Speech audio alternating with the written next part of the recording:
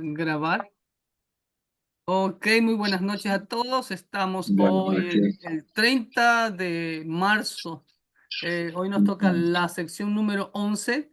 Vamos a Sí, ver 7 doctrinas que ya le hemos visto en el libro de Schaeffer, pero lo vamos a ver un repaso en el libro de Praxis del hermano Gutiérrez. Y luego vamos a ver también un capítulo del libro de Max Sanders sobre los acontecimientos futuros y también un capítulo en el libro de grandes temas bíblicos del doctor Schaeffer con respecto a las dispensaciones. Así que pues la primera pregunta es sencilla, ¿no? Aquí es más, te hago un resumen de las ideas principales en la revelación. Ya habíamos visto que Dios revela lo que Él ha deseado que el hombre conozca. Dios no ha revelado todo acerca de Él, ¿ok? No necesitamos, es como ayer, fuimos a comer y me encontré con una persona que es americano colombiano, ¿ok?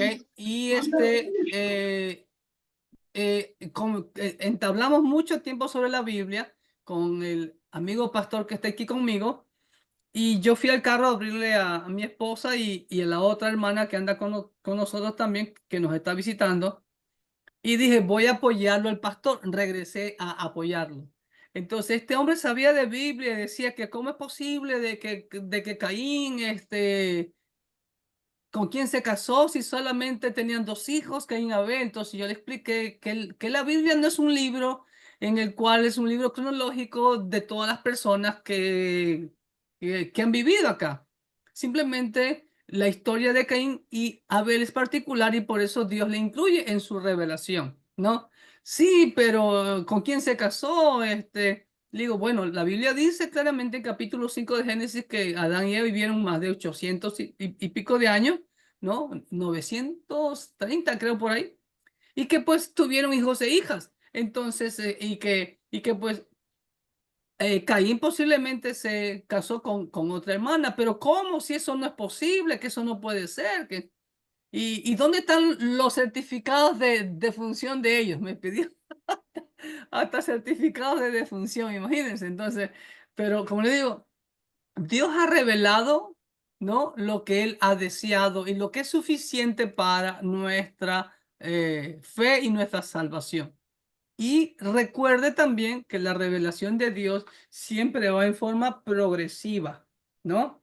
Noé tuvo poquísima revelación, Abraham tuvo un poquito más, Moisés tuvo un poco más de revelación, David tuvo más revelación, los apóstoles tuvieron más revelación.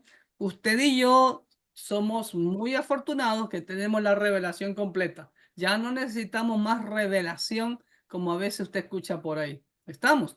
Y la Biblia habla claramente, venga conmigo al Salmo 19, sobre la revelación general y la revelación especial. Y el clímax de la revelación especial, usted ya sabe quién es, ¿no es verdad? ¿Quién es? Cristo Jesús.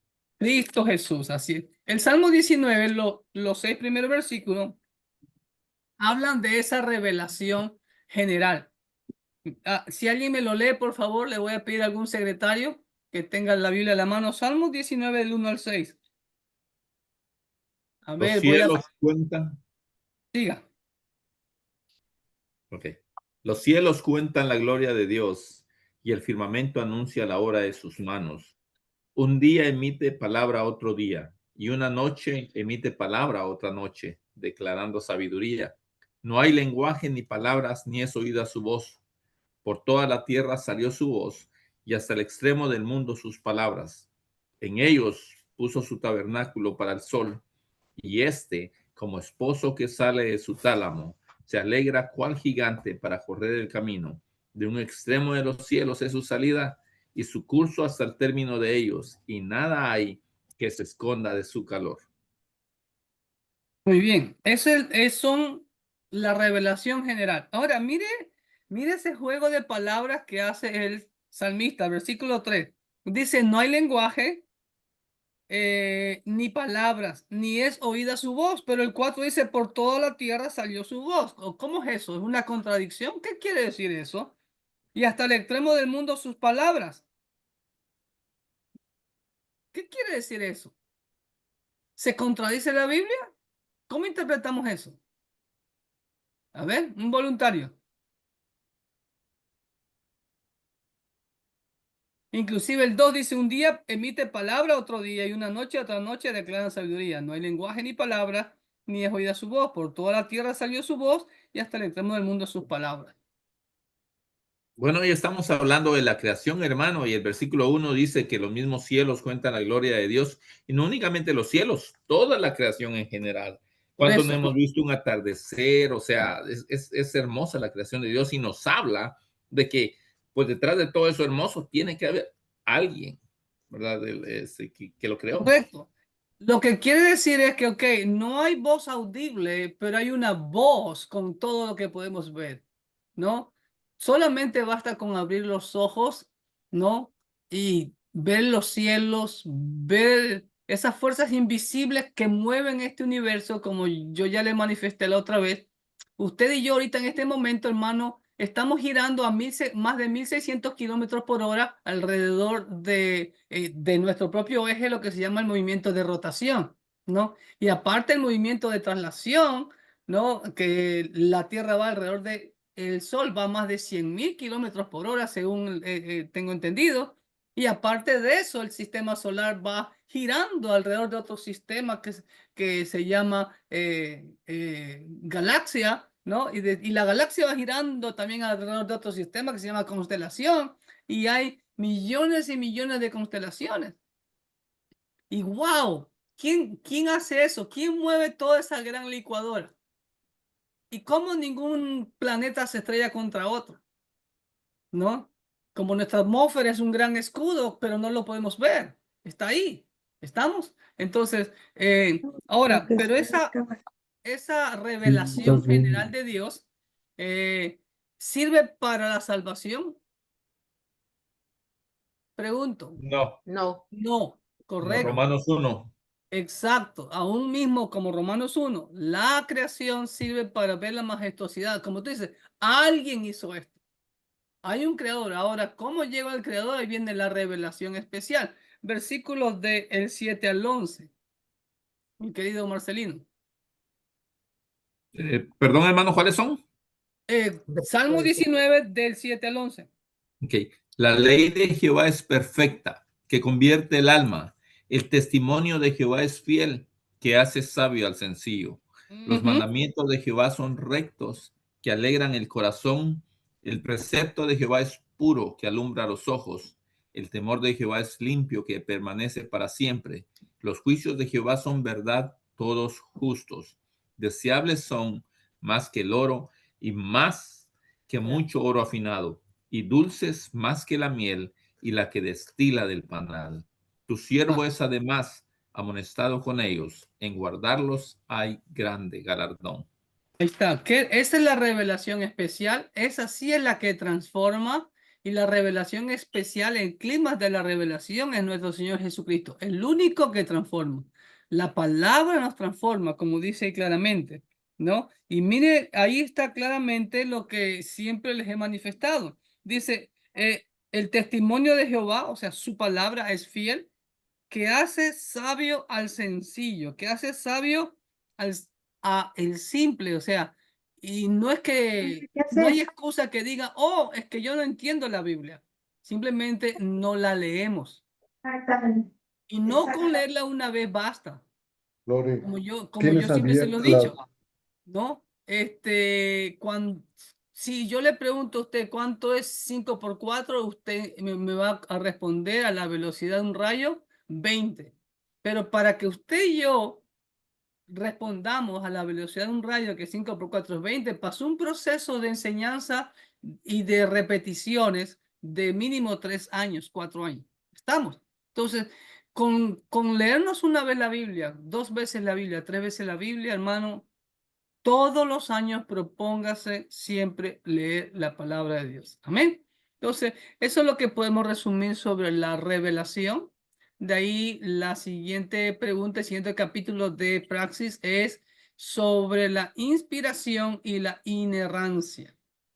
La inspiración y la inerrancia. ¿Ok? Claramente dice la escritura, no en segunda de Timoteo 3:16, no toda la escritura es inspirada, ¿no? Y la palabra inspiración, como dice aquí claramente este libro, es theoneustos. Theo, como usted ve ahí, no lo alcanza a ver, ahora sí lo alcanza a ver ahí. Theú, allá arriba, Theo es Dios y neusto es soplo, entonces es un soplo divino. Eso significa inspiración, ¿ok? Es divinamente soplado por Dios. Dios usó los dones, Dios usó las capacidades de cada autor, ¿no? No las aisló, porque si usted ve más o menos 40 autores de la palabra de Dios, o un poquito por ahí alrededor más o menos, ¿no? De diferentes tipos de estratos socioeconómicos, aún intelectual, y Dios los usó, ¿ok? Así que pues eso es lo que significa la palabra inspiración, que en última instancia Dios es el autor de su palabra, ¿no? Y Dios también es el que le da vida a esa palabra. Estamos usando a cada uno de los hombres con sus diferentes cualidades, caracteres, perdón, ¿no? Y personalidades. Y también habla de la inerrancia. ¿Qué significa la inerrancia? ¿Alguien sabe lo que es la inerrancia? Que no tiene errores. No tiene error. Pero pastor, acá una Biblia dice una cosa, acá otra Biblia dice otra cosa. ¿Cuál es la verdadera?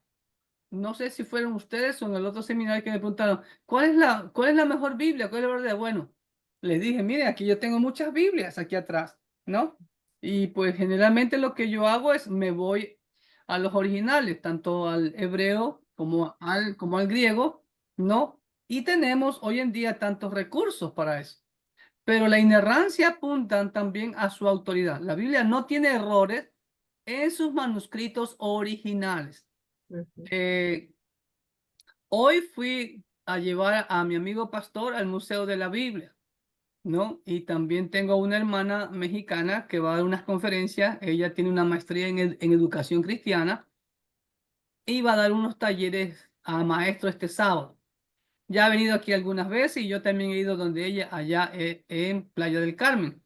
Y estuvimos viendo muchos rollos escritos en hebreo. Estuvimos viendo copias, algunas copias de los rollos de El Mar Muerto, algo así. Entonces, en los originales no hay errores, pero recuerde que no tenemos originales. Pero si uno agrupa todas las copias, ¿no? Se va a encontrar pequeños errores, pero esos pequeños errores que se pueden encontrar en el copiado de algunos escritos no son mayormente, no afectan a las doctrinas básicas y bíblicas, ¿me entiendes? Son a veces números, ¿me entiendes? Cantidades, es lo que, pero en sí la Biblia no contiene errores. Ahora, cuando también se Por habla de ejemplo, pastor, inerrancia, ¿perdón? perdón por interrumpirlo. Por ejemplo, en un versículo que dice que Dios se arrepintió de haber creado al hombre. Es una mala traducción, o no, sí, sí. La Biblia dice que Dios no es hombre para arrepentirse, pero después dice que Dios se arrepintió de haber mandado el diluvio, ¿ok? Les voy a pedir a los hermanos que por favor no estén en tinieblas, que se dejen ver, por favor, ¿sí? Y no es que significa de que Dios se arrepintió, cometí un error, no, no, no. Simplemente que a Dios le dolió lo que el hombre hizo. Una mala traducción. Sí, y como ya les he dicho muchas veces, los idiomas Evolucionando. evolucionando con el tiempo. Una palabra que hace 500 años, ¿no? Es como, por ejemplo, en la otra clase que yo estoy dando, es un poco irónico que el doctor Plummer, en el libro que estoy dando, que no lo tengo aquí a la mano ahorita, dice claramente que la palabra testamento, ¿ok? En el latín, en ese tiempo significaba pacto, ¿ok? Y que lo mejor es decir pacto porque es un pacto, ¿no? Claro. Pero después sigue diciendo Antiguo Testamento, Nuevo Testamento. Entonces, y otra vez en la clase que di el otro día justamente sobre las dispensaciones, ¿no? Hablaba nuevamente de que la palabra es pacto. Entonces, simplemente es cuestión, pero tristemente, amados hermanos, los críticos, los que le quieren dar duro a la palabra de Dios, usan esas cosas para combatir a la Biblia y al cristianismo. Pero por eso usted tiene que saber su palabra. Como yo les comenté hace un momento, ese señor que nos encontramos anoche sabía Biblia, ¿no? Inclusive me dice, ¿por qué usted dice Jesús si esa J, cómo es en el hebreo? Le tuve que explicaste en hebreo, gracias a Dios que yo sé algo de hebreo, ¿no? Y él se sorprendió, le dije, mira, no es que cambiamos el nombre de Jesús, simplemente le digo, ok, ¿cómo tú te llamas? Alex, ¿ok? De Alexander el Grande. ¿Eso es en griego o eso es en inglés? Pero en español es Alejandro, como nuestro pastor Alejandro. Es como le digo, Michael. Michael es en inglés, ¿ok? Pero en español es Miguel, ¿me entiende? ¿No? Como hermano Gregorio, aquí es Gregorio en español, pero en inglés es Gregory, ¿no? Es como el hermano Salvador. Yo de cariño le digo Sotero, porque Sotero en griego significa Salvador. Entonces son traducciones de los nombres y no por eso nos vamos, como algunos dicen, es que no hay que decir Jesús, sino Yeshua. Hey, yo hablo español, yo no hablo hebreo y mi gente en mi iglesia habla español, así que vamos a decir los nombres en español. ¿Me entiendes? Así es. Entonces, eso es lo que significa eso. Ahora, y más que nada, la inerrancia también tiene que ver con la autoridad de la Biblia, lo que genera confianza. Confiar en Dios y en el autor y confiar en su palabra, lo que ha escrito. Pero pregunto, hermano, ¿cuál es la actitud de las personas frente a la autoridad de la Biblia? ¿Qué dicen? No la acepta. No la aceptan. ¿Cuál es el argumento para no aceptarla? Hay muchas versiones, hermano. Yo me he encontrado con muchas versiones de personas que dicen, no, ellos aguantan todo lo que le puedan escribir allí. Dicen, no, Ujú. esos fueron unos hombres que lo escribieron, claramente fueron hombres, pero usados por Dios. Entonces, pero Correcto, sí, ¿no? siempre vamos a encontrar ese tipo de personas, tipo de versiones, hermano. Pero eso no nos detiene. Nosotros seguimos. Amén. Ahora, aunque exacto, ¿no? Como dice, es que la Biblia fue escrita por hombres. ¡Wow! Cuidado los ve la NASA a esas personas que dicen eso, porque yo le hago la pregunta y dígame, ¿qué libro en la historia de la humanidad no ha sido escrito por hombres? Todos los libros han sido escritos por hombres, pero sin embargo, creemos otros libros y no Pero no, la Biblia la dice. Biblia. Como por ejemplo, hermano, usted ha escuchado de la Ilíada de Homero. ¿Alguien ha escuchado sobre la Ilíada de Homero, un gran clásico de literatura? ¿Sabe que entre Homero y el primer manuscrito, y solamente hay unos cuantos manuscritos, creo que no hay más de 20 manuscritos sobre la Ilíada que se han encontrado, pero desde Homero hasta el primer manuscrito pasaron como 6 siglos? Pero nuestra Biblia, por ejemplo, Marcos, que fue el primer libro que se cree que se escribió de el Nuevo Pacto, ¿ok? Desde que existió Marcos hasta que escribió el libro, no pasaron ni 20 años. ¿Se dan cuenta? Entonces, el escritor vivía cuando él ya fue publicado el libro. Pero Homero había muerto hace 600 años atrás aproximadamente, el autor de la Ilíada. ¿Y cómo si reconocen eso? Simplemente es porque el orgullo les impide aceptar la autoridad de la Biblia. Y muchas veces lo que la gente quiere va prejuicioso a la palabra de Dios y quiere buscar lo que quiere buscar y no realmente lo que la Biblia dice. Peor en estos tiempos de apostasía, amados hermanos. ¿Ok? Entonces eso tenemos con la inspiración y la inerrancia. El capítulo, o la siguiente pregunta, capítulo 8, es sobre la interpretación. ¿Ok? Ahora, me gustó el concepto que dice ahí del diccionario de bolsillo de términos teológicos. Hermenéutica, la disciplina que estudia las premisas y las teorías sobre cómo se debería interpretar un texto, particularmente escritos sagrados como la escritura. La hermenéutica también se dedica a entender los roles y relaciones singulares entre el autor, el texto y los lectores originales o subsecuentes lectores. ¿Ok? Porque hermano, ¿quién da la interpretación del texto? ¿El autor, el texto mismo o el lector del texto? Pregunto. Observación. Ver qué dice. A ver, piensen, ¿quién es el que da la interpretación? Dios, pues. Es el autor. El autor, correcto, el autor.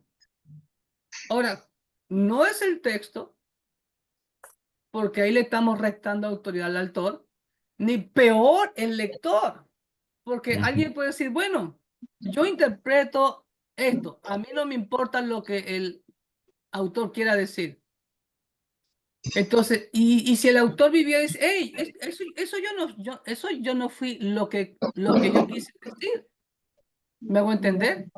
Es como, por ejemplo,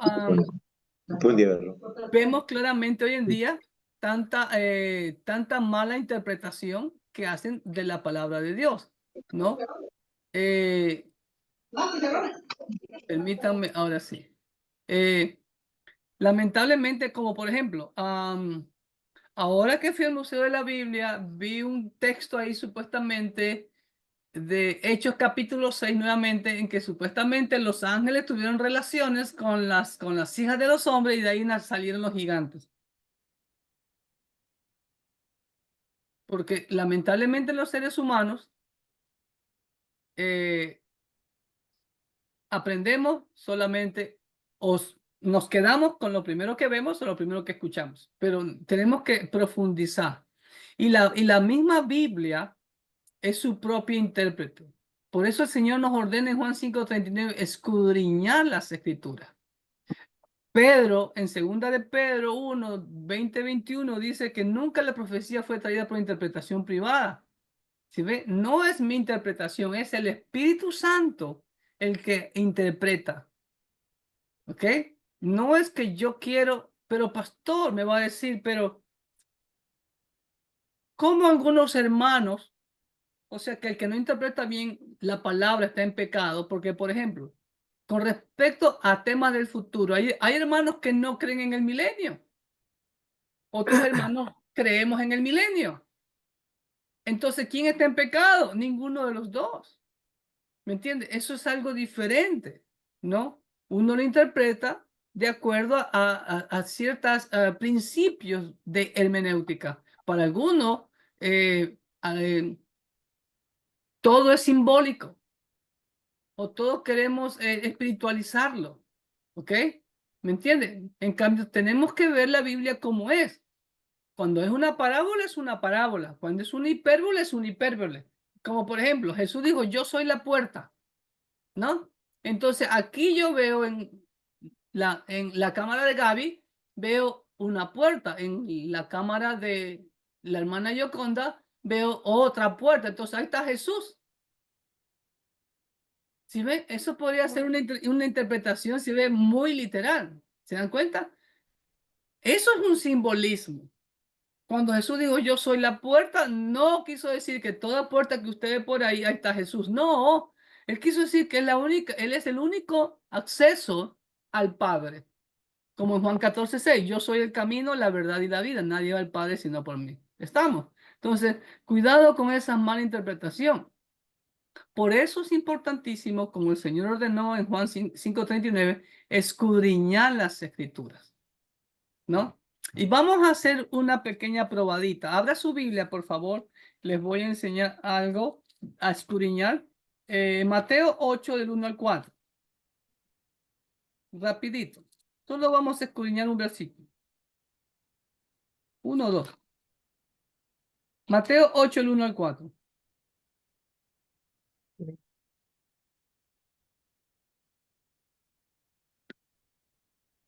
¿Lo tienen? Mateo 8, del 1 al 4.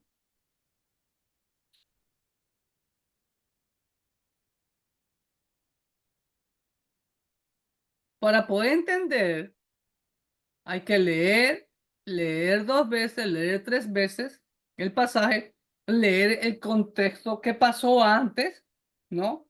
Entender también el capítulo siguiente y aún así el libro y aún así toda la vida hay que tener mucho conocimiento. ¿Entiendes? Ahora, miren lo que dice capítulo 5, 6 y 7 de Mateo, es cuando el Señor estaba en el monte enseñándoles. ¿Ok? ¿Sí ven? Venga conmigo antes, Mateo capítulo 5. Mateo capítulo 5. ¿Lo tienen? Versículo 1 y versículo 2. ¿Alguien me lo lea? Viendo la multitud, subió al monte y sentándose vinieron a él sus discípulos. Y abriendo su boca le enseñaba diciendo, Muy bien. Ahora, ¿cuál es el título que ustedes tienen ahí sobre el capítulo 5? Sermón del monte. ¿Alguien tiene un título diferente? El Sermón del Monte, las bienaventuranzas. Muy bien. ¿Alguien tiene algo más diferente? Jesús enseña a sus discípulos. Berito, ¿cuál es esa versión que tienes? Es otra versión muy en inglés. Do you speak English? Oh my goodness. Ok. Pero eso de verdad, ok. Si ven, miren, recuerde que los títulos son puestos por las casas editoras, pero en nuestro contexto hispano, siempre conocemos el capítulo 5, 6, 7 de Mateo como el Sermón del Monte. Sí. Pero la misma palabra me dice otra cosa. Abriendo su boca, les enseñaba. Así que, ¿cuál es el título más apropiado? El que la hermana Berito acaba de decir. O también las enseñanzas de Jesús y las bienaventuranzas. ¿Se dan cuenta? ¿Sí ven? Entonces, ya terminando el capítulo 7, entrando al capítulo 8, dice, cuando descendió Jesús del monte, le seguía mucha gente. Y aquí vino un leproso y se postró ante Jesús diciendo, amo, si quieres puedes limpiarme.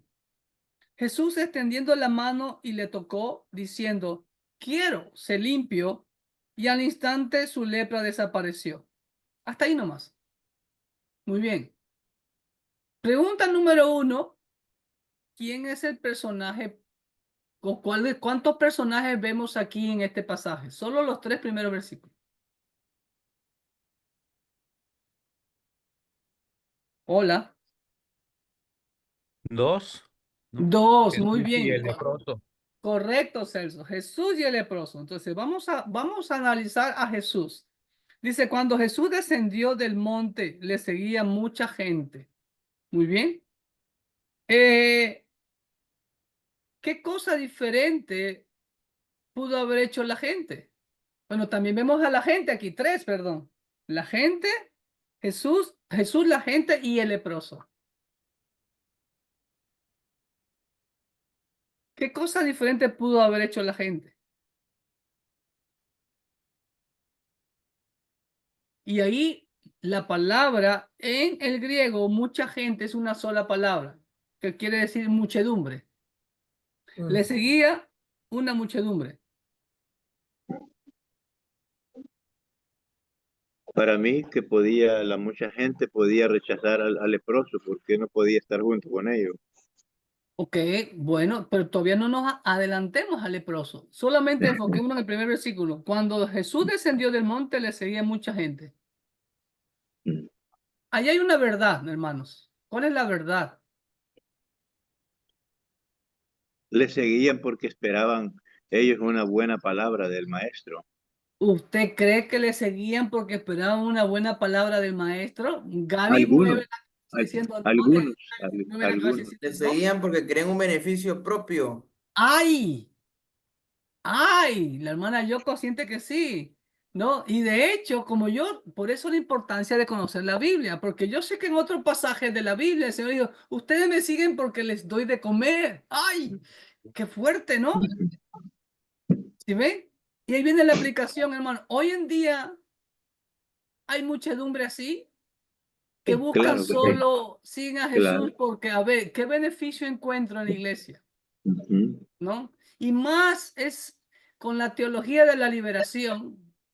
Bueno, no lo voy a confundir. La teología de la liberación es la teología católica de hacer obra, de dar de comer al pobre para ser salvo, ¿no? Sí, no, Y no. lamentablemente, perdónenme, déjenme cargar antes que se me desconecte. Ahora sí, ya está. Eh, eh, lamentablemente, eso se ve acá también en Estados Unidos. Yo me acuerdo en una ocasión cuando estábamos en el otro templo que llamó una señora hispana, contestó la gringuita y como no entendí español, me la pasó a mí. Y me dice, yo estoy llamando porque a mí me han dicho que ustedes ayudan a pagar la renta de la casa. Guau. Imagínense, ¿ah? Solo por eso. Y aquí, hermanos, aquí en Estados Unidos hay muchos ministerios de regalar comida. Hermano, aquí regalan comida que hasta la botan. Sí. Yo, los ojos, yo los he visto. Llevan unos carros, eso como de el supermercado Walmart, llenos. Y cuando ya llegan a el carro, no, esto no, esto no, esto no. Y lo dejan ahí tirado en la carreta. Porque eso no les gusta. Sí. Entonces, y eso hacen a veces iglesias. Yo digo, a mí me han ofrecido, pastor, mire que no, yo no tengo tiempo para estar regalando comida. Aquí nadie se muere de hambre en este país, ¿no? Lo que yo le doy es la comida espiritual. Ahora, eso pasa. Mucha gente sigue a Jesús por eso. Versículo 2. Y aquí vino un leproso y se postró ante Jesús, diciendo, amo, Señor, si quieres puedes limpiarme. Muy bien, el personaje aquí es el leproso. Segunda pregunta, ¿qué cosa diferente pudo haber hecho el leproso? A ver, ¿qué cosa diferente pudo haber hecho el leproso, hermano? Él pudo haberse parado de lejos y clamar, pedir ser sano. Ajá, bueno, de hecho, si usted nos, por eso aquí también es necesario conocer el aspecto cultural de ese tiempo, cómo se trataba la lepra, cómo era el proceso de la lepra, de los leprosos. Los leprosos se vestían de harapos, andaban con la boca tapada y estaban bien lejos de la gente. Y siempre si alguien se acercaba, ¿qué tenían que hacer para que no se le acerque la gente? Ellos gritaban, inmundo, inmundo, inmundo. Ellos no podían acercársele a nadie porque lo podían contagiar con lepra. Ahora, pero este leproso dice, vino a Jesús, se postró ante él y le dijo, amo, si tú quieres, tú puedes limpiarme a mí. ¿Qué podemos aprender del leproso, hermano? Su humildad.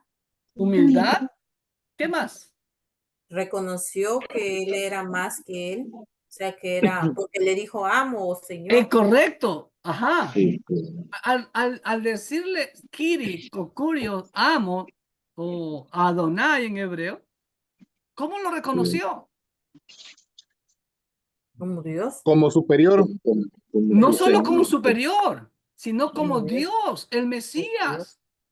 ¿Ok? ¿Qué más? Muy bien, van 2 puntos. ¿Qué otro aspecto? ¿Qué pasó? Déjeme. ¿Qué otro fundamento bíblico, doctrina o verdad encontramos en el leproso? Entonces, humildad, reconoció a Jesús como superior, como divino, como el Mesías. ¿Qué más? Vamos, escarben. Él ya había Era un hombre de escuchado de fe. Cristo. Perdón, a ver, hermano Alejandro y después Noé. Entendió que en él había esperanza para recuperar su situación de lepra que tenía. No Ok, había otra esperanza. ok, deme una sola palabra en todo eso que usted dijo. Reconoció que la esperanza era Jesús para él. Ya, una sola palabra. Fe. Fe, correcto, fe. Él tuvo fe. Humildad, reconoció a Jesús, tuvo fe. ¿Qué más? ¿Qué otra verdad, qué otro principio, qué otra doctrina encontramos ahí? ¿Qué más tuvo? Hermano, valentía. Ujú. Valentía a hacer. Él dijo, no me importa si soy rechazado. Porque recuerden que eran despreciados los leprosos. Hay otra Podría haber palabra. muerto también, ¿no? Porque se estaba metiendo entre la gente y Claro, podía la gente tirársele encima, caerle a piedra. apedrearlo. Dice, ajá, correcto, tuvo valentía, porque su fe lo movió. Ahí vemos a un verdadero. Ahora, ¿qué más vemos ahí? Miren, se postró ante Jesús. Yo podía decir Ah. otra cosa, pastor. ¿Sí? Y dice, un corazón contrito y humillado no lo desprecia tú. Entonces, Amén. vino Ya humillado. vamos a, no se me adelante Jesús. Ahorita estamos analizando al leproso. ¿Qué más podemos ver en el leproso? Se postró ante Jesús. Humillado, claro. ¿Cómo se llama eso? Se convirtió en siervo, pues. Además, vemos ahí también, pastor, de que él le dijo a Jesús, si quieres, le dijo, puedes. O sea, él sabía que Correcto. podía hacerlo. Él dijo, si tú quieres. Él no dijo, vengo a que me sanes. No, se sometió bajo su voluntad. Correcto, se sometió a su voluntad, le rindió adoración, porque solo ante Dios se puede postrar, lo reconoció como divino, como Mesías, ¿te das cuenta? Se sometió a su voluntad. Si tú quieres, no es mi voluntad, es tu voluntad. Wow, hermano, hoy en día nos acercamos hacia Jesús. Cuesta encontrarlo. Se ríe el pastor Alejandro.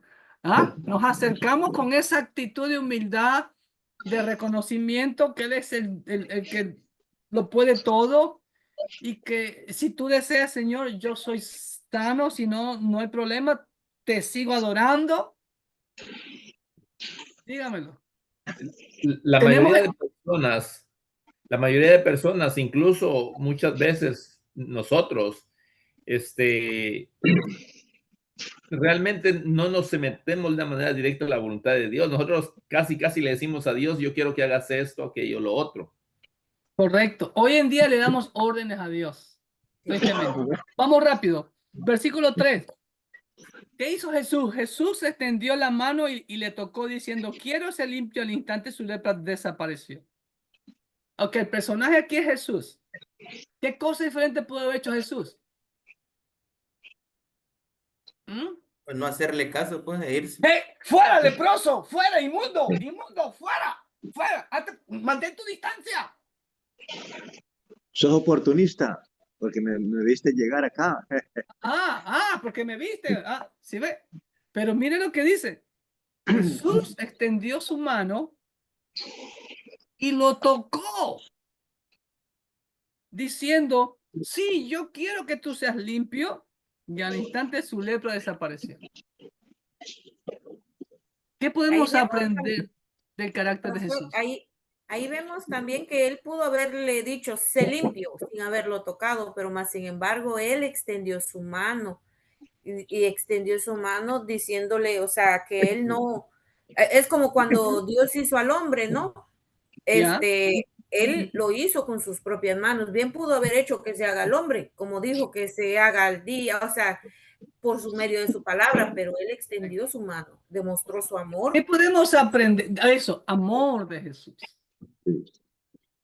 A Jesús no le importó el qué dirán. Uy, ya no me le acerco a Jesús porque a lo mejor ya se contagió con el leproso. Ujú. Ojo, ojo, ojo, que una muchedumbre lo estaba viendo. ¿Se da cuenta? Amor, misericordia, compasión, tocar. Él simplemente decía, ok, sé sano y ya, dar una orden. No, él lo tocó. Hoy en día, los siervos de Dios actuamos de la misma manera, hermanos. No, No Está todo. cuesta arriba esa, pastor. hace ¿Verdad? algunos días escuchaba una ilustración que decía, si llega un vagabundo, lo sientas hasta atrás, donde nadie pueda acercársele, pero si llega un millonario o alguien con un alto puesto, le das las mejores atenciones solamente para... O sea, y hoy en día en la iglesia ya no hay compasión, pues. Perfecto, Yes. sí. Así Mire, está. cuando yo llegué por primera vez ya aquí para radicarme en Estados Unidos, llegué al seminario del Río Grande, el primer domingo nos llevan a una iglesia donde el pastor había estudiado también ahí en el seminario bíblico hace años. Y hermano, terminó el servicio y no podíamos acercárnosles al pastor. No se podía. Cuando termina el servicio, se pusieron unos hermanos alrededor del pastor, ahí como que dicen, nadie lo toca, nadie Una puede vaina. saludar. Ujú. A Wow. nosotros bueno, yo una vez pedí hablar con un pastor americano y digo, pues para presentarnos y decir que aquí estábamos, saber en qué podíamos ayudar en la obra. Y yo dije, haz una cita, dijo, pero no sé cuándo te vayan a dar la cita, Ajá, porque hay que hacer cita. ocupado. Ajá, y llamé y dijeron, probablemente de aquí a 2 meses. Wow. Yo dije, oh. Bueno, ok, vamos al capítulo 9. Praxis, resuma la idea principal. En la Biblia, la iluminación. ¿Qué significa la iluminación? Aquí todo tiene que ver con el Espíritu Santo, ¿no? Amén. El Iluminación Espíritu del Espíritu. Santo, sin el Espíritu Santo, no podemos entender la palabra de Dios porque Él los guiará a toda verdad, dijo el Señor. ¿Ok? Amén.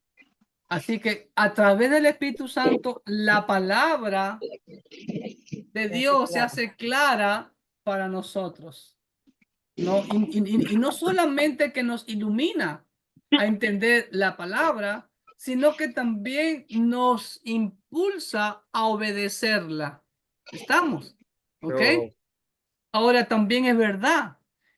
¿Cuántas veces, no sé si a usted le ha pasado, por ejemplo, no sé si le comenté hace 2 domingos atrás, yo prediqué sobre el voto nazareo y dije, wow, ¿cuántas veces yo había leído sobre el voto nazareo y siempre me acordaba de Sansón? Pero ahora que lo iba a exponer, wow, me quedé asombrado, anonadado de cuánta riqueza más había en ese pasaje. Y así ocurre. Usted lee otra vez el pasaje y encuentra otra verdad, ¿no? Otro principio, otro fundamento espiritual, porque así es que el Espíritu Santo nos va redarguyendo. ¿Estamos? ¿Ok? Así que pues, deje siempre que el Espíritu Santo lo ilumine y como le digo, tenemos que entrar con humildad a la palabra y que el Espíritu Santo nos hable y no nosotros torcer al Espíritu Santo. O queriéndolo torcer, nunca lo vamos a poder torcer, ¿ok?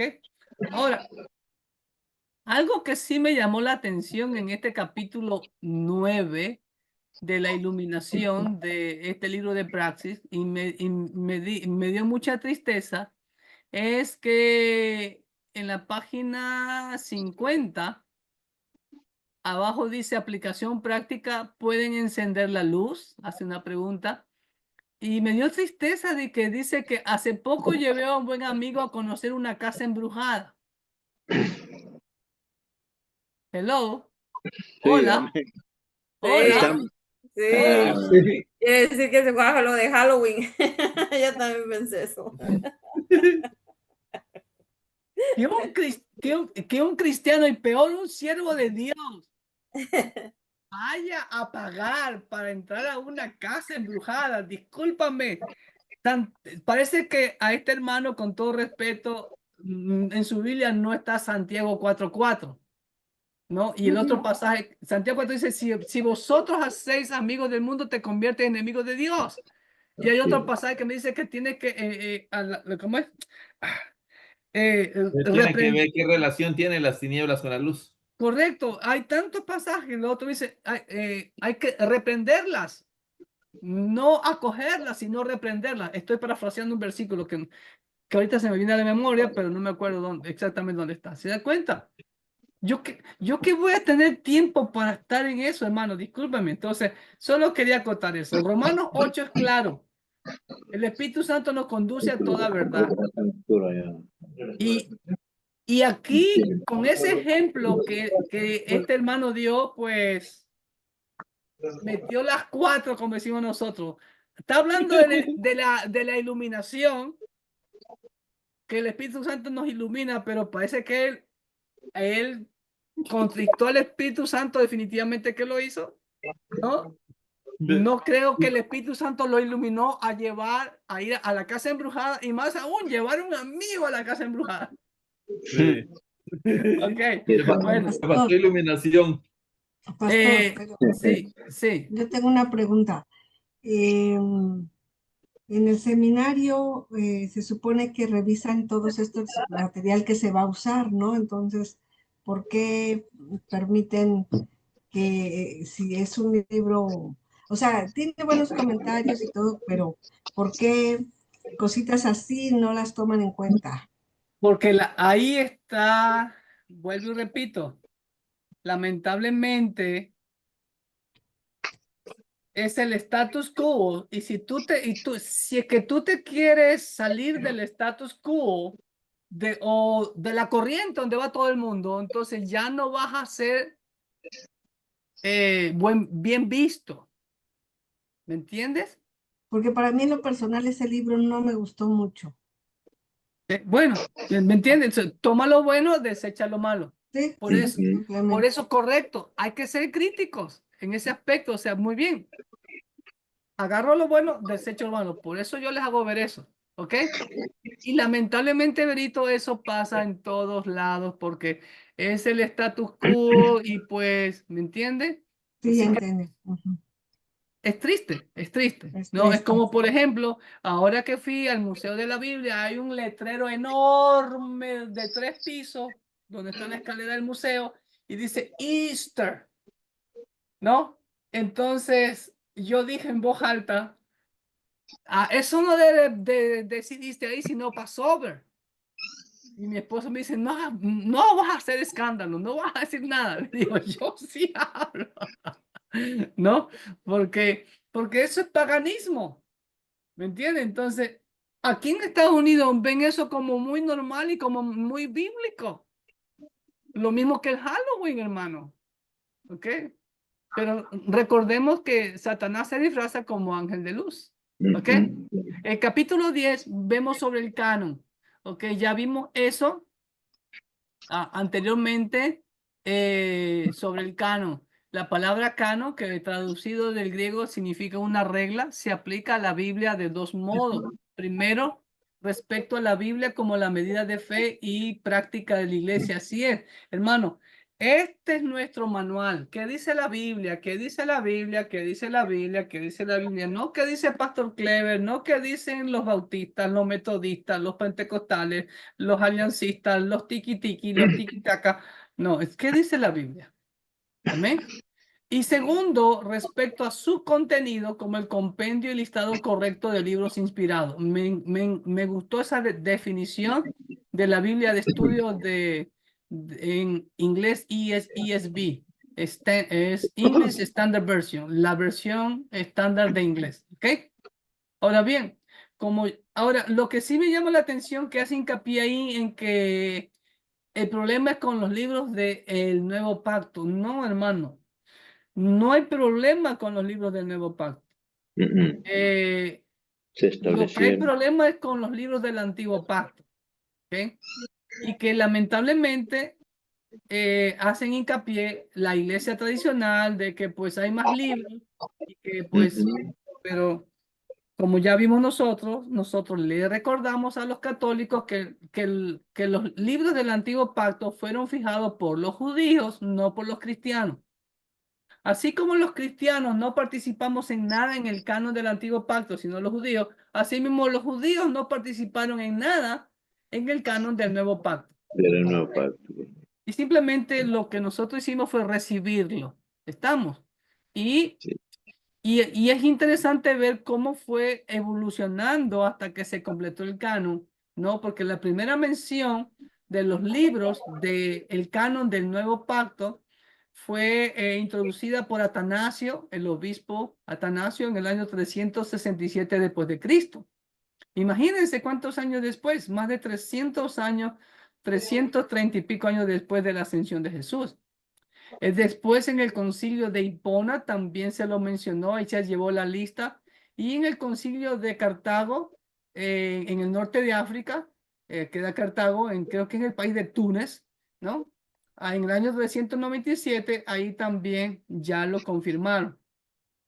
Pero los padres de la iglesia, algunos padres de la iglesia, ¿quiénes son los padres o los patriarcas de la iglesia? Como eran los discípulos de los apóstoles, como Clemente de Roma, Ignacio de Antioquía y Policarpo de Esmirna. Policarpo fue discípulo del apóstol Juan, ¿ok?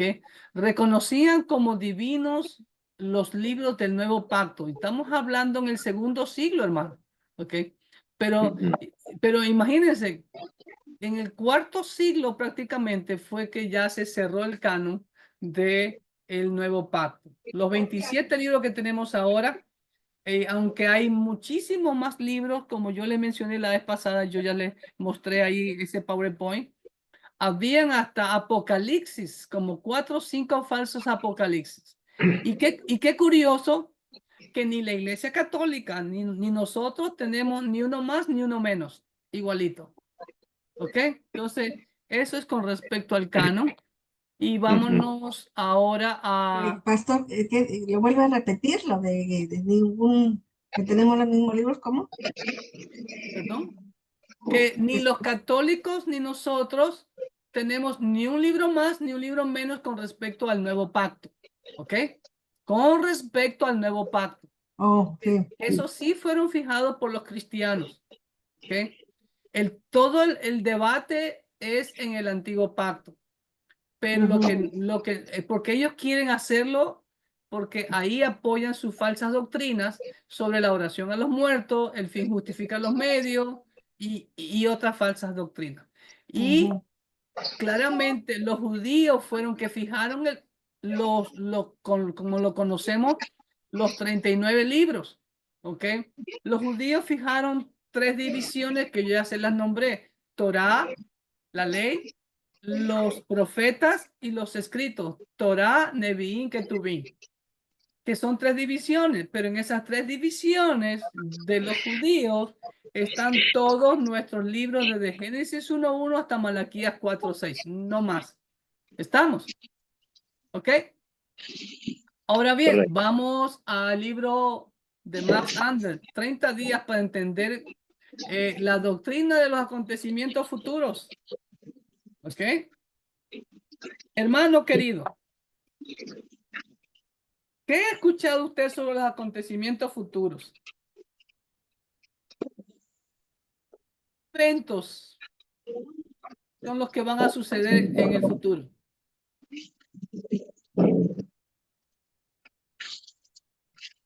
Hola. Está.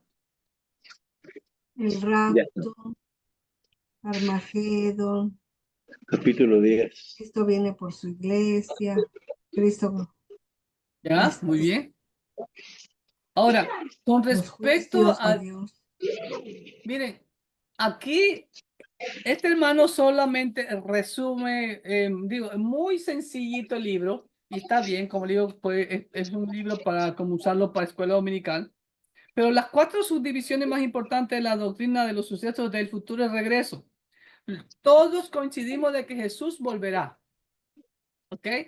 Ahora, con respecto a los temas futuros, por ejemplo, mis hermanos de Cocomatepec nunca me han pedido escatología. Yo tengo conferencias sobre escatología. Ya en El Salvador, para el próximo año, me han pedido que dé escatología, eventos futuros. Voy a dar una conferencia en San Miguel. No, Eso iba a preguntar, ¿dónde? eso, Rafita, en San Miguel. No sé en Cuscatancingo si me van a invitar o si me van a dar como este año, solo Ok. una horita. En una horita yo no puedo enseñar eventos futuros. No, eso uf. Para enseñarle mis conferencias, siquiera son unas 9 horas. Es un día de ayuno. Un día de ayuno, exacto. O 2 días, ¿no? O 3 días, ¿no? Y como yo le digo, exprímame, sáquenme el jugo, ¿no? Porque no, eso no es todos los días, hermano, ¿ok? ¿No? Pero definitivamente cuando yo enseño escatología, yo siempre digo, hay muchas posturas, ¿no? Algunos dicen que no va a haber milenio, son los hermanos amilenaristas, los respetamos, no nos vamos a pelear por ellos, ¿ok? No. Yo tengo un gran amigo mío que él es amilenarista. Nos hablamos cada semana, esto que lo otro. Hay los que creen que el rapto va a ser antes de la gran tribulación o antes de la semana 70 de Daniel. Hay otros que creen que el rapto va a ser a mediados de la semana 70. Hay otros que creen que va a ser al final de la semana 70. ¿Ok? Etcétera, etcétera, etcétera. Entonces, ¿quién tiene la razón? Bueno, en mis conferencias yo presento todas las posturas y me preguntan, pastor, ¿a cuál usted se inclina? Yo me inclino mucho. Hay más sustento bíblico con la doctrina del milenio y la doctrina pretribulacionista. Pero yo no sigo la doctrina pretribulacionista clásica, los cuales afirman que, que, que el rapto va a ocurrir antes de la semana 70 de Daniel. Y de esos, el doctor Schaeffer es uno de ellos. ¿Ok? El doctor Scofield, de la Biblia que yo tengo, es uno de ellos. ¿Ok? El seminario, Dallas Theological Seminary, donde yo obtuve mi doctorado, es de esa misma línea. El doctor Schaeffer, Scofield y el seminario Dallas. ¿Ok? Yo creo que la iglesia va a ser arrebatada antes de la gran tribulación, pero la iglesia va a ver al anticristo. Pero recuerden, no porque la iglesia vea al anticristo significa que vamos a pasar la gran tribulación. Porque 2 Tesalonicenses capítulo 2, versículo del 1 al 4 es claro. ¿Ok? ¿Estamos? Entonces, yo digo siempre, Cristo va a volver. Y número 2, en mis conferencias digo, Cristo va a volver. Número 2, nosotros tenemos que estar listos hoy. Hoy, cada día que nos levantamos, estar listos. Si Cristo viene hoy, estamos listos para irnos. Porque a la verdadera iglesia, Jesús no viene como ladrón en la noche. La verdadera iglesia está como las vírgenes sensatas, llenas del Espíritu Santo, velando. Amén. Y trabajando. No solamente velando, trabajando. Trabajar y orar en la viña del Señor. ¿Ok? Estamos. Entonces, vemos aquí en las 4 subdivisiones que nos da Anders, es el regreso. Jesús volverá a la tierra. Número 2, el juicio final. Dios confirmará el destino eterno de todos los individuos. Número 3, el universo, el viejo universo será destruido, reemplazado con uno nuevo. Va a haber cielo nuevo y tierra nueva, donde el sol y el mar ya no existirán más. ¿Ok? Y número 4, eternidad. Los cristianos vivirán con Dios para siempre. Así es, en el nuevo cielo, la nueva tierra que Dios va a preparar. Ahora, los detalles, como le digo ahorita, hermanos, es bien difícil decirlo, ¿no? Y nadie puede decir, porque ya han habido algunos que se han atrevido a dar fecha. Pero la Biblia sí, el Señor Jesús, sobre todo, Mateo 24, nos dio señales. Y que aprendamos a ver esas señales. Y cuando veamos eso que está ocurriendo, dice, ¿no? Erguíos porque vuestra redención se acerca. Y amados hermanos, todo lo que estamos viviendo en estos momentos, hermanos, todo se está dando todo está encuadrando ya a que pues falta muy poquito. No sé cuánto. No sé si le manifesté. Yo tengo la corazonada de que ya hayamos empezado la semana 70, ¿no? Con lo que está pasando en la unión entre Estados Unidos e Israel contra Irán, todas esas guerras, hermano. ¿Ok? Así que pues eso podemos decir sobre los acontecimientos futuros, ya que como le digo, hermano, aquí hay mucho por hablar, ¿no? Los detalles, el templo, ¿no? Yo le explicaba a los hermanos ahora que fuimos al Museo de la Biblia,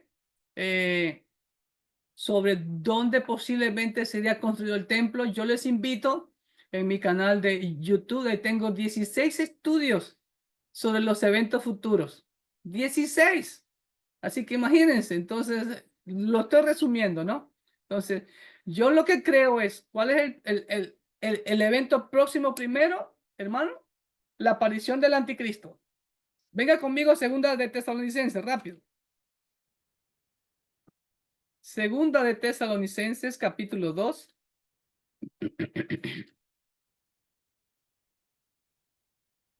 Versículo 1 en adelante.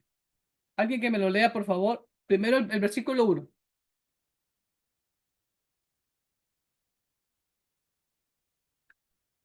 ¿Un voluntario? Pero con respecto a la venida de nuestro Señor Jesucristo y nuestra reunión con Él, os rogamos, hermanos. Ay, para Lucita, ok. ¿Cuántos eventos ven ustedes en el primer versículo? La venida, dos ¿Cuáles dos? eventos. La venida del Señor y la reunión con Él. Muy bien. No están en orden cronológico. Pero hay dos eventos ahí. Una cosa es la venida de Cristo, otra cosa es nuestra reunión con Él. Primera de Timoteo capítulo 4. ¿No? ¿Ok? Sigue leyendo, Luisita. Versículo 2. Que no os dejéis mover fácilmente de vuestro modo de pensar, ni os conturbéis ni por espíritu, ni por palabra, ni por carta como si fuera nuestra, en el sentido de que el día del Señor está cerca. Muy bien. Ahora, ¿qué vemos ahí? ¿Qué vemos ahí? ¿Vemos otro evento ahí, sí o no? Pastor Julio, nos da gusto verlo. Qué bueno, mi hermano. Gloria a Dios. Aleluya, qué bueno, hermano. Nos da gusto verlo. ¿Sí? Amén. Muchas gracias, hermano. Clever, Dios me lo bendiga y bendiciones a cada uno, mis amados hermanos, hermanas, Dios me lo bendiga. Pues seguimos adelante con ánimo en la obra de Dios, en este estudio de teología. Amén, amén. Ahí están todos los videos para que se ponga el día, mi amado hermano, ¿ok? ¿Sí? Eso, bendiciones. Bendiciones. Amén. Ok, ¿qué ven en el versículo 2, mi amado hermano? ¿Ven otro evento? ¿Cuál, Dianita? El cuidar nuestra manera de pensar, que no acepta que alguien venga a confundirnos, sino que debemos estar firmes en nuestra convicción. Ya, muy bien, eso sí, eso es una exhortación. Hey, tense firme en su convicción, pero dice, pero ¿qué más vemos? Al final, ¿qué dice? El día del Señor. Hablando del día del Señor. El día del Señor, ¿qué es eso, hermano? ¿Alguien sabe lo que es eso? ¿Qué es el día del Señor? ¿Será el domingo? ¿De dónde viene esa expresión, el día del Señor? El día del Señor es su segunda venida, ¿no? Cuando regresa ya con los santos y todo. No, ya lo dice acá, la venida de nuestro Señor, después de nuestra reunión con Él, y ahora el día del Señor. Recuerden lo que siempre les he enseñado, amados hermanos. Pablo era un judío, Pedro era judío, todos los escritores, excepto Lucas, del Nuevo Pacto, eran judíos. ¿Y qué estudios, qué trasfondo traían? Todo el conocimiento del Antiguo Pacto. ¿Ok? Por eso siempre le he dicho, para poder entender el Nuevo Pacto hay que estudiar el Antiguo Pacto. Usted no puede ir a secundaria si no ha ido a primaria. ¿Me hago entender? Sí. No puede ir a la universidad si no ha pasado por la escuela, por la prepa, como dicen en México. ¿Me entiende? Así que Hermano, esa expresión, el día del Señor, es una expresión que aparece más de 70 veces en el Antiguo Pacto como el día de Jehová, el día grande y espantoso de Jehová. Y no es un día de 24 horas, ¿ok? Es una expresión de tiempo que algunos eruditos dicen que es toda la semana 70 de Daniel. Otros eruditos dicen que es la semana 70 de Daniel hasta el juicio final. Otros eruditos dicen que solamente se refiere a los 3 años y medio de la gran tribulación. Yo me apego a la tercera. El día de Jehová tiene que ver con la ira de Dios.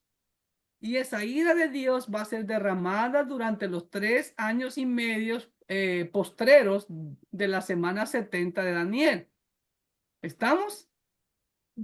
Entonces vemos ahí claramente nuestra reunión con él, el derramamiento de la ira de Dios. Venga conmigo, pero ok, no quite su dedito de 2 de Tesalonicenses capítulo 2. Ahora venga a Apocalipsis 6:17.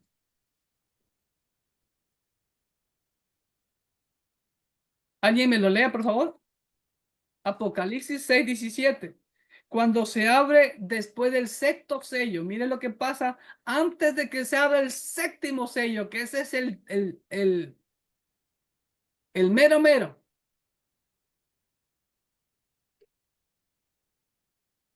Dice, porque el gran día de su ira ha llegado, ¿y quién podrá sostenerse en pie? ¿Se ve? El gran día de Dios y del Cordero, como dice en el versículo 16, no ha llegado. ¿Y quién podrá mantenerse en pie? Y ahí comienza después el séptimo sello, que el séptimo sello es el más fuerte, que abre los 7 juicios de las 7 trompetas. La séptima trompeta abre los juicios de las 7 copas de la ira de Dios, en donde cada juicio, amado hermano, va a ir en forma ascendente en intensidad.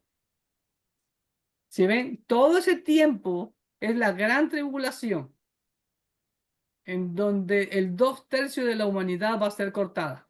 ¿Estamos? Entonces, ahí vemos 3 eventos, hermanos queridos. ¿Ok? Ahora, no está en orden cronológico, pero eso no me llama la atención. Me llama la atención el versículo 3 y 4. Miren lo que dice. Nadie les engañe en ninguna manera, porque no vendrá. ¿Qué no vendrá? Ninguno de estos 3 acontecimientos que están mencionando Pablo en el versículo 1 y 2 no vendrá sin que antes venga la apostasía y se manifieste el hombre de pecado, el hijo de perdición. ¿Se da cuenta? O sea, no va a venir el rapto, nuestra reunión con él, no va a venir todavía el día de Jehová, la gran tribulación, y al final de la gran tribulación, la venida de Cristo no va a venir sin que antes primero que tiene que aparecer la apostasía y que se manifieste el hombre de pecado. ¿Se da cuenta? La apostasía, hermanos, díganmelo. Ya está. Ya está. Perdónenme la expresión, qué asquerosidad que vemos en algunas iglesias. Perdónenme la expresión. Qué tan vituperiado es el nombre de nuestro Señor Jesucristo por algunas llamadas iglesias cristianas. Perdónenme, hermano. ¿Ok? Ya, de eso nadie cabe duda de que estamos en la apostasía. Ahora, si se manifieste el hombre de pecado, ¿sí? Entonces, ¿qué esperamos primero? Que se manifieste el hombre de pecado, que posiblemente, tal vez, quizás de pronto ya se haya manifestado. ¿Ok? Con el falso profeta. ¿Ok? Ya se los dije yo la otra vez. Y de ahí, también otro evento que podría también aparecer es la construcción del templo. Y de ahí, hermano querido, el rapto. De acuerdo a los que creemos plenamente en el arrebatamiento de la iglesia. Aunque lo dice una sola vez, la Biblia no necesita decir 2, 3, 4 veces para que un acto se cumpla. ¿Estamos? ¿Ok? Después del rapto comienza la gran tribulación. ¿Por qué creemos más en el rapto? Porque de capítulo 3 en Apocalipsis hasta el capítulo 19 no aparece la iglesia. porque la iglesia ya está en el cielo. Y en el cielo la iglesia va a experimentar o vamos a estar en dos eventos. Número uno, el bimati de Cristo o el bima de Cristo, que es lo que se llama el tribunal de Cristo. Eso no es para castigo, hermano, porque la palabra tribunal como que suena a castigo, pero no.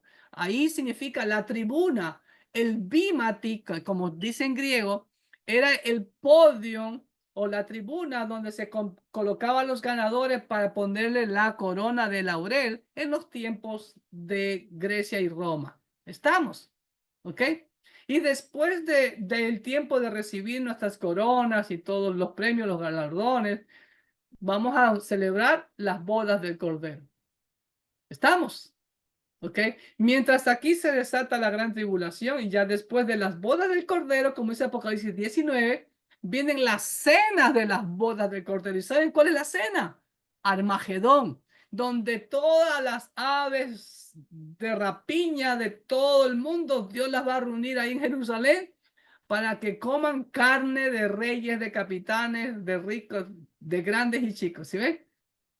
Donde va a haber una mortandad que dice Apocalipsis que la sangre de los muertos llegará hasta la altura de los caballos, más o menos 1,30 m de altura. Un gran lago de sangre en todo el centro de Israel, todo Israel. Imagínense. Entonces ahí viene la batalla de Armagedón, en el cual los reinos del norte, Rusia, China, vendrán contra Jerusalén, en donde va a estar reinando el anticristo con el falso profeta. Y ahí viene Cristo y la venida de Cristo. ¿Se dan cuenta? Entonces, esos son los eventos. Y de ahí viene el establecimiento del reino milenial. Satanás es atado por 1000 años. Ok, Cristo comienza a reinar. La gente que va a pasar de la gran tribulación a el milenio son gente que todavía tendrán la naturaleza pecaminosa, van a reproducirse y también van a tener que tomar la decisión de entregar su vida a Cristo o no, a pesar que Cristo está gobernando aquí. Y nosotros que ya hemos regresado con Cristo para gobernar, tendremos ya cuerpos glorificados. Ya nunca más podremos pecar, ni casarnos, ni nada por el estilo. Después de los 1000 años, por un breve tiempo, Satanás será desatado, como dice Apocalipsis capítulo 20, ¿no? Y va a engañar a las naciones y nuevamente los va a reunir contra el campamento de los santos en Jerusalén. Y simplemente dice que descenderá fuego del cielo y cataplum, y de ahí ya el diablo será lanzado al lago de azufre y fuego, donde ya estaban el anticristo y el falso profeta. Y de ahí Dios creará cielos nuevos y nueva tierra. Y en la nueva tierra, dice el apóstol Juan, que vio descender a la nueva Jerusalén, ¿ok? Con todos sus muros, con todas sus calles de oro, con todas sus piedras preciosas, sus 12 puertas, ¿no? Y ahí llevaremos la gloria de las naciones ahí. Y reinaremos con el Señor para siempre. Ahí está todos los eventos futuros ya resumidos, ¿ok? Y para terminar, nos toca analizar la última pregunta que tiene que ver con las dispensaciones. ¿Alguien tiene idea? ¿Alguien ha escuchado alguna vez eso, hermano? ¿Usted había alguna vez escuchado sobre las dispensaciones? No, no. ¿No? Alce la mano a alguien que sí lo haya hecho. ¿Ninguno de los hermanos que están a oscuritas? ¿No? Celso, tú sí has escuchado, Celso, eso. Celso sí ha escuchado las dispensaciones. Muy bien. Bueno, yo ya había escuchado las dispensaciones hace tiempo atrás. ¿Y qué son las dispensaciones? De acuerdo a los dispensacionalistas, como es el doctor Schaeffer, como es el doctor Scofield de la Biblia Scofield y como es el seminario teológico, Dallas Theological Seminary, seminario teológico de Dallas, ellos dicen que son periodos de tiempo en que vemos la gracia de Dios y también vemos el pecado, ¿no? Entonces, algunos rechazan las dispensaciones, ¿no? Y es más, los dispensacionalistas le llaman como pactos. Miren lo que dice aquí. En el estudio de la escritura es importante entender que la revelación escritural se ve en periodos bien definidos. Estas divisiones se conocen como dispensaciones y en periodos de tiempo sucesivos se pueden observar diferentes dispensaciones. Una dispensación puede definirse como una etapa en la revelación progresiva de Dios y constituye una administración o regla de vida distinta. O sea, como por ejemplo, al hombre ese que lo encontramos ayer fuera del restaurante, ¿no? Que yo le explicaba que Caín se casó posiblemente con una hermana. Decía, ¿cómo? Eso no es posible. Bueno, eso no es posible ahora, aunque bueno, vemos que sí hay gente que se ha casado con su hermana en estos tiempos, ¿no? Bueno, hay el peligro de que salgan medios enfermos, deformes, qué sé yo, especiales, ¿no? Digo, Dios permitió en ese tiempo para que el ser humano se reproduzca, porque ¿cómo se iban a reproducir si solo estaba Adán y Eva? ¿Me entiendes? Además, Entonces, el ADN de ellos en ese entonces era pues perfecto, se podría decir, porque no estaba. claro, no, y Dios permitió, a eso es lo que los dispensacionalistas le llaman dispensación, ¿ok? Entonces, ahora dice, cada dispensación comienza, por lo tanto, con el hombre divinamente establecido en una nueva posición de privilegio y responsabilidad y termina con el fracaso humano que trae como consecuencia la manifestación del justo juicio de Dios. O sea, vemos privilegio, responsabilidad, la realidad, el hombre fracasa en cada pacto, ¿ok? O en cada dispensación, cada administración, y viene el juicio de Dios, ¿ok? Y ellos tienen 7 dispensaciones. Y la primera dispensación, ustedes pueden ver en la página 147,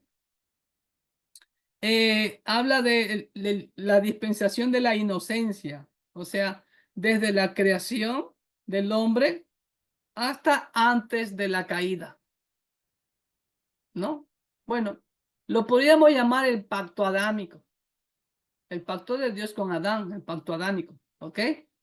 Cuando Dios le dice, hey, mira, puedes comer de todo, pero de ese árbol que está en medio no podrás comer porque el día que él muera morirás. Ahí hizo un pacto el Señor con Adán, ¿ok?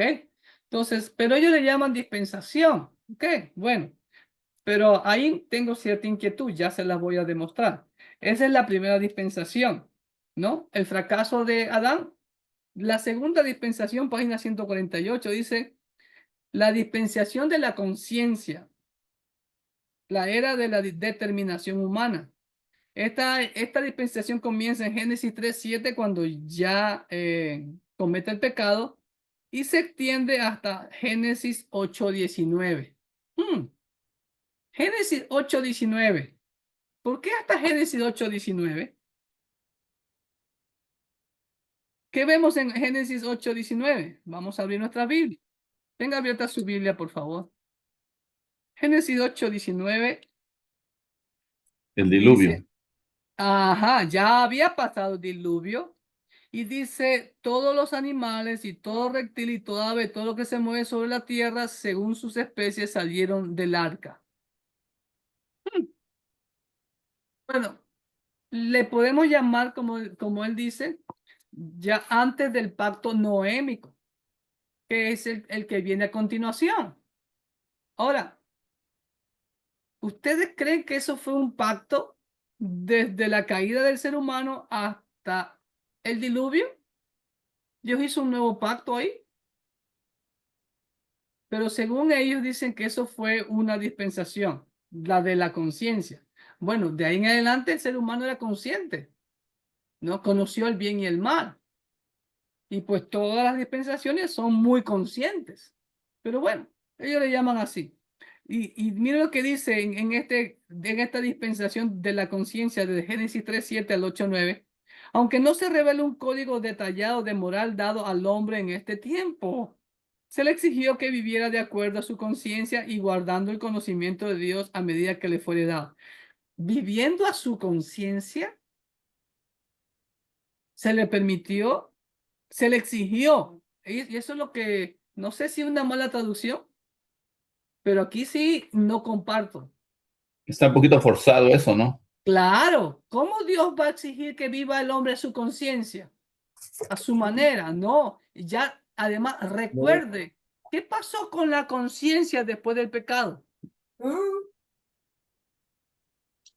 Hello. Ya la conciencia fue afectada. Todas las áreas de nuestra vida fueron afectadas por el pecado, amados hermanos. ¿Se dan cuenta?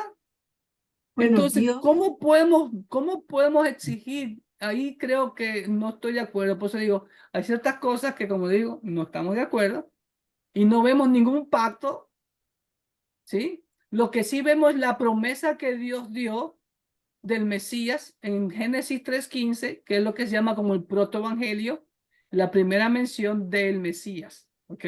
Ahora vamos al siguiente pacto, el pacto con Noé. Ahí sí hay un pacto, ¿no?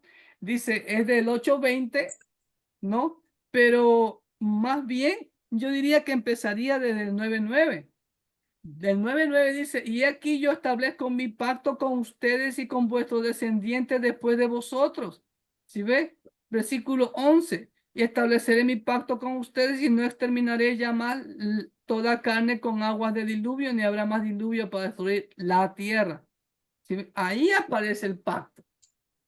Pero hasta 8:19 no veo. ¿Ok? Pero bueno, entonces yo le llamaría ahí el pacto noémico. ¿Ok? Y nuevamente, ¿qué pasó con Noé? ¿Qué pasó después de que Noé plantó ya una viña, después de que Dios había celebrado el pacto con él? Se emborracha. Se emborrachó. Su conciencia le falló. ¿Sí ve? ¿Cómo podemos exigir que vivan de acuerdo a su conciencia? No. ¿Ok? Y miren todo lo que conllevó después o lo que produjo después. ¿Ok? Pero bueno, siguiente pacto, ahí vemos el pacto abrámico. ¿Ok? Del pacto noémico dice hasta desde el capítulo 11:10. Estas son las generaciones de Sem, de edad de 100 años, engendró a Zafat. No sé por qué lo toma hasta el 11:10. Yo más bien lo tomaría desde el 12:1, el pacto abrámico.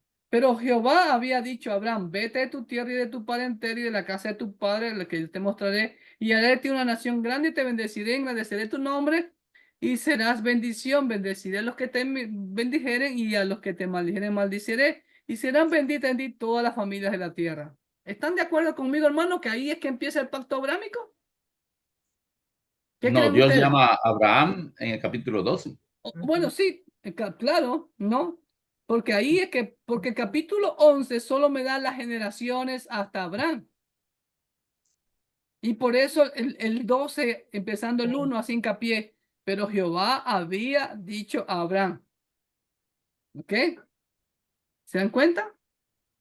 Entonces, ese es el pacto abrámico. Ahora, el doctor Schaeffer lo lleva desde Génesis 11:10 hasta Éxodo 19:2. ¿Ok? Ahora, él dice algo aquí importante. El pacto abrámico es uno de los pactos importantes de la Biblia. Incluye la provisión de que Israel sería una nación para siempre. Eso sí es verdad. Tendría el título de su tierra para siempre. Y déjenme llevarlo al capítulo 15 de Génesis, amado hermano. Alguien que me lea versículos 18 al 21, rapidito.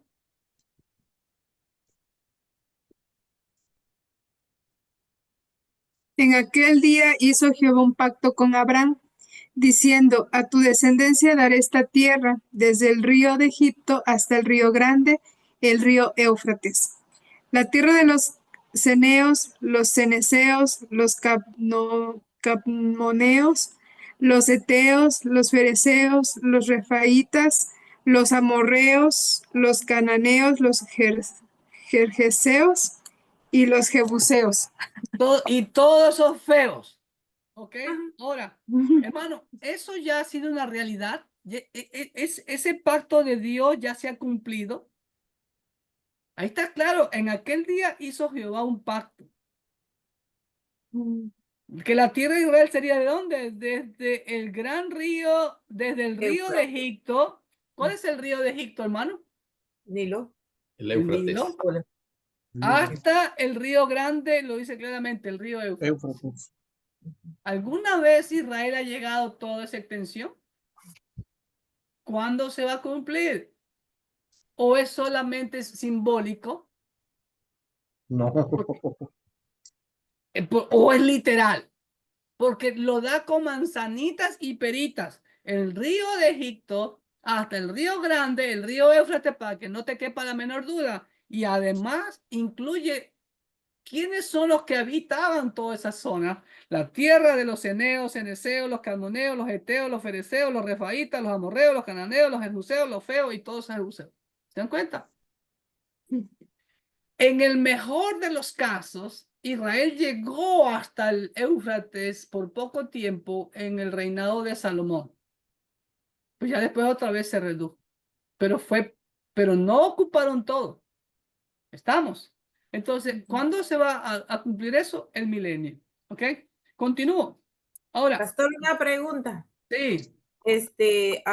No es por eso que las personas, la mayoría de personas dicen que, como hizo ese pacto con Abraham, Dios, por eso es de que muchas personas dicen que Jerusalén, Israel es el pueblo de Dios. Cuidado, este es el pacto de la tierra. No está diciendo que todos, ahora sí. Porque por eso mucha gente creo yo que dice eso. Ahora, la promesa es como, ahí sí estoy de acuerdo que dice Schaeffer, que dice la promesa de que Israel sería una nación y que existiría siempre, sí, pero no dice que ellos serían salvos por ser israelitas. Recuerda lo que dijo Juan el Bautista, os aseguro que Dios puede levantar hijos de Abraham de estas rocas. Sí. La salvación, ya vimos hace un momento, ¿no? La revelación general es buena, sí, pero no salva. Solo la revelación especial y la super especial, por así decirlo, Cristo Jesús es el único que salva, más nada. ¿Estamos? Pero ahí también, o sea, yo porque tengo una duda, pues por eso estoy aquí como sí, ahora. Yo creo que la duda de mi esposa es, el Israel actual es el Israel de hace 2.000, 3.000, 4.000 años. Sí, es el Israel de hace 2.000, 3.000, 4.000 años que sigue siendo ese pueblo de dura cerviz porque siempre lo ha sido. Ajá, sí. Así es. Estamos, pero no por eso ellos son salvos. No, pero vamos a que, o sea, pues, sorry porque como tengo una duda, como dicen, sí, excelente, sí. Sí, de que hay de aquel que hable mal contra el pueblo de Israel. Bendeciré al que bendicieres y maldeciré. Eso sí, yo no voy a maldecir. Como dice Pablo, mi oración por Israel es para arrepentimiento. Romanos capítulo 9, si no me falla la memoria, o 10, ¿ok? Esa es mi oración. Yo pido por la paz. ¿Sabe qué significa pedir por la paz de Jerusalén? A ver, dígame, ¿sabe lo que significa? Que acepten a Cristo, pues más que todo, porque es ahí donde va a venir la paz, ¿no? Claro, está implícito. No, a ver, por ahí vamos. Hermano, cuando la Biblia dice orar por la paz de Jerusalén, ¿sabe lo que significa? Que Cristo venga ya a reinar. Porque Amén. sin Cristo no va a haber verdadera paz. Sí, claro. Como el Señor dijo, no, cuando digan paz, paz, vendrá destrucción repentina. El anticristo está ofreciendo esa paz, esa aparente y superficial y frágil paz que se va a quebrar después de 3 años y medio. ¿Me hago entender, amados hermanos? Sí, claro. Así que, ahora, sí, y oramos por el pueblo de Israel. Mi oración es para que se arrepientan. Oro por el pueblo árabe, que se arrepientan también. Por todo, porque todos, Juan, exacto, toda la humanidad. Juan 3:36 es claro, el que tiene al Hijo tiene vida eterna. Pero el que no tiene al Hijo y que rehúsa creer en él, la ira de Dios está sobre esa persona. Está tiempo presente continuo. ¿Cuándo se le quita la ira? Cuando se arrepienta y tenga al Hijo. Mientras haya vida y esperanza. ¿Estamos? Ok, ahora dice que hasta Éxodo 19:2 19:2, no sé por qué escoge esos pasajes medio raros. Porque Éxodo 19:2, 19:3, y Moisés subió a Dios y Jehová lo llamó desde el monte diciendo, así dirás a la casa de Jehová y anunciará a los hijos de Israel. Vosotros viste lo que hice a los egipcios como os tomé. Ahora pues si dieres oído a mí y guardares mi pacto. Aquí sí, 19:5. Y guardaré mi pacto. Aquí viene el pacto, aquí viene el pacto mosaico, el pacto con Moisés. ¿Ok? Viene la dispensación de la ley. Pero ojo lo que dice Schaeffer. Dice, la dispensación de la ley comienza en Éxodo 19:3. Ok, 5 ya. Y se extiende a través de todo el periodo hasta el día de Pentecostés en Hechos 2. Mi pregunta para los dispensacionalistas es, ¿y dónde entra en las dispensaciones el pacto davídico? Porque yo no lo veo aquí. ¿O no existe el pacto davídico? ¿Sí o no? ¿Existe o no existe el pacto davídico de que no, que un descendiente de David Existe. se va a Claro que sí. sentar?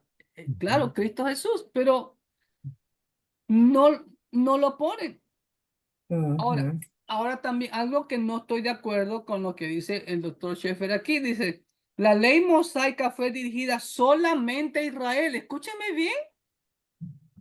Y los gentiles no eran juzgados por sus normas. O sea, que los 10 mandamientos eran solo para los israelitas. O sea, que nosotros sí podemos matar, calumniar, dar falso testimonio.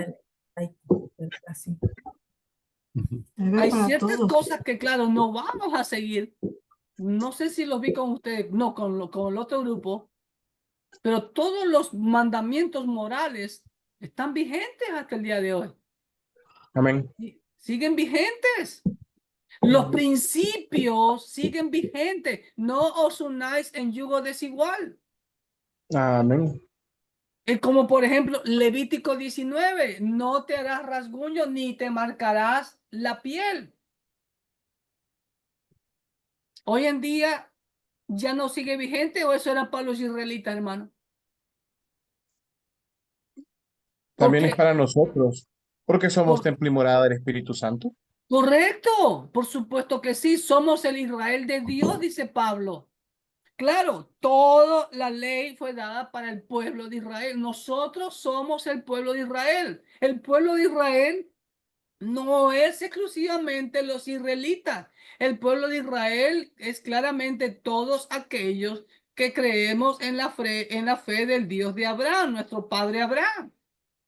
Injertados en el olivo. Por supuesto, injertados en el olivo natural. Entonces, el principio está como yo hablé con los estudiantes, ¿no?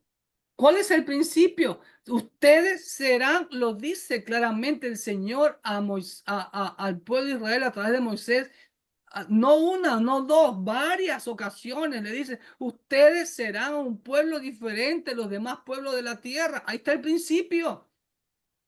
Oh, que para ganarme a los tatuados yo me voy a tatuar. Entonces mi esposa para ganar a las prostitutas tiene que prostituirse, hermanos. No. Jesús no se hizo al mundo. La Biblia dice que no, el mundo le odia porque yo declaro que sus obras son malas, dice el Señor. En el libro de Hechos vemos, dice, estos que andan trastornando el mundo han venido acá también. Hermano, nosotros somos los trastornadores del mundo y no debemos ser trastornados por el mundo. Amén. Amén. Amén, porque somos luz en las tinieblas. Somos luz en las tinieblas. Ese es el principio. No podemos ser igual. Tenemos que marcar la diferencia. Ustedes me serán un pueblo diferente a los demás pueblos de la tierra. ¿Cuál es la diferencia hoy en día entonces? ¿Se dan cuenta? Ahí están los principios, ¿ok? Pero sigamos. Y después viene la dispensación de la gracia en la que estamos viviendo. Sí, el periodo de la gracia. ¿Estamos de acuerdo? Muy bien. La dispensación de la gracia comienza justamente en Hechos 2 y continúa a través del Nuevo Testamento, culminando con el arrebatamiento de la iglesia hasta Apocalipsis 3. ¿Ok? El periodo de la iglesia, estamos de acuerdo. Después viene, dice, la dispensación del reino. La dispensación del reino comienza con la segunda venida de Cristo ¿ok? Y es precedida por un periodo de tiempo en el cual se incluye la tribulación, el cual hasta cierto grado es un periodo transitorio, ¿ok? Y esa es la última dispensación, o sea, el reino milenial y la vida eterna. Amén. Amén. Preguntas, inquietudes, ahí están las 7 dispensaciones, de acuerdo a ello, pero como les digo, un poco forzoso, porque ¿dónde me dejó afuera el pacto con David? No lo veo aquí. Y es importantísimo. Es Porque de ahí va. importante porque ahí se va a sentar nuestro Mesías, nuestro rey, en el trono de David, su padre. Y no se menciona aquí. ¿Me entienden? Entonces, a veces queremos, como digo, buscar cosas para... ustedes se han dado cuenta, hermanos queridos, que cada grupo a veces, y aún cada grupo cristiano, aún sectas cristianas, se inclinan hacia cierta doctrina o doctrina que ellos le inventan, ¿no? Este grupo cree en esto, hay otro grupo que no de acá, esto de acá. Entonces, pero por eso, como alguien me preguntó, y yo le dije, yo soy cristiano, yo soy bíblico, punto. No, pero es que eres calvinista o eres... No, yo soy cristiano y punto. ¿Cuál es tu teología? Me preguntaron un día un hermano, que él tiene un doctorado y todo. ¿Cuál es mi teología? Que yo soy un reverendo pecador, que Dios tuvo misericordia de mí, que mandó a mi amo Jesucristo a morir por mí en la cruz y que gracias a él soy salvo y ahora soy esclavo de él por amor y mi vida dedicada al servicio de él. Esa es mi teología. Se acabó. Más Amén. nada. Que sí, que no, que el 5 puntos calvinista. No, no. Como decimos en mi país y en el suyo, creo, le buscamos la quinta pata al gato que no tiene. Amén, hermanos. Preguntas, Amén. inquietudes. Bueno, nos estamos Hermano, acercando ya al final. Rafita. tenía una inquietud más que todo Ujú, y yo quería saber cómo contestar esa inquietud, ujú. porque usted mencionó lo de las leyes morales y entiendo que las leyes ceremoniales ya no están vigentes. Nada de los sacrificios está vigente, exactamente. Ujú. Exactamente. Pero hay un tema que es bien controversial en varias iglesias, varias posturas, no solamente calvinistas, arminiistas o presbiterianos o lo que sea, es acerca de los diezmos. O si puedo diezmar, si no diezmo, si solo doy ofrenda, si doy diezmo y ofrenda, y esa parte, o sea, cómo poder contestarlo bíblicamente, ya que las diferentes posturas siempre también respaldan bíblicamente el por qué sí y también respaldan bíblicamente el por qué no. Cuidado con una mala interpretación. Ok. Yo he escuchado ya grandes, famosos, que los han llevado a la fama, el mismo pueblo de Dios, ¿no? Porque lo que dice fulano, este, eh, es como palabra de Dios. Cuidado, cuidado.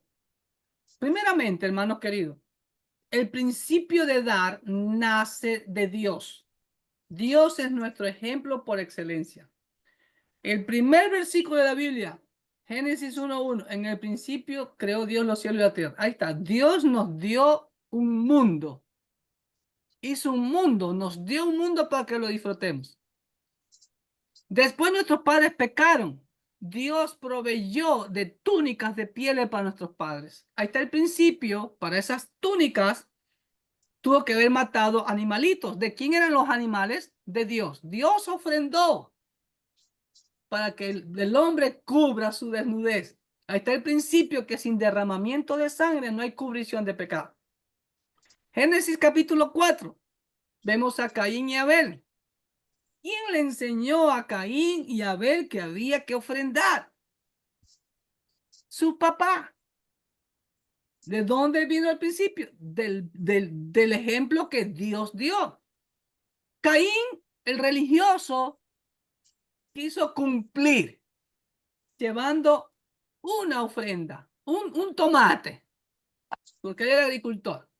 Pero Abelito era pastor de ovejas. ¿Y qué hizo Abelito? Llevó los primogénitos de sus ovejas, lo más gordo, lo más bueno. ¿Sí? ¿Ok? ¿Y qué dice la Biblia? Que Dios vio con agrado a Abel y a su ofrenda. Ojo, primero el corazón. Ahí está el detalle, el corazón. Entonces, ¿qué hay en tu corazón que te motiva a dar? La obligatoriedad, ya fallaste, ya eso es religión o legalismo. ¿Ok? Hola, mi querido discípulo amado Jonathan Caleb. Atá. Ahora, ahí vemos el principio de primicias y de ofrenda. ¿Te das cuenta? Recién en la primera familia de la Biblia. Después llegamos a capítulo 14, 15, cuando Abraham da los diezmos de todo a Melquisedec. Ojo, ¿Melquisedec le pidió los diezmos o Abraham se los dio de gratitud? Pregunto. Abraham se los dio. ¿Ok? Ahora, ¿existía la ley toda ya? No. 800 años después vino la ley. Y en el antiguo pacto, amados hermanos, no solamente era el diezmo, eran 3 diezmos, ofrendas, votos, primicias, que esto, que lo otro, que las ofrendas agradables, las ofrendas de olor grato a Jehová.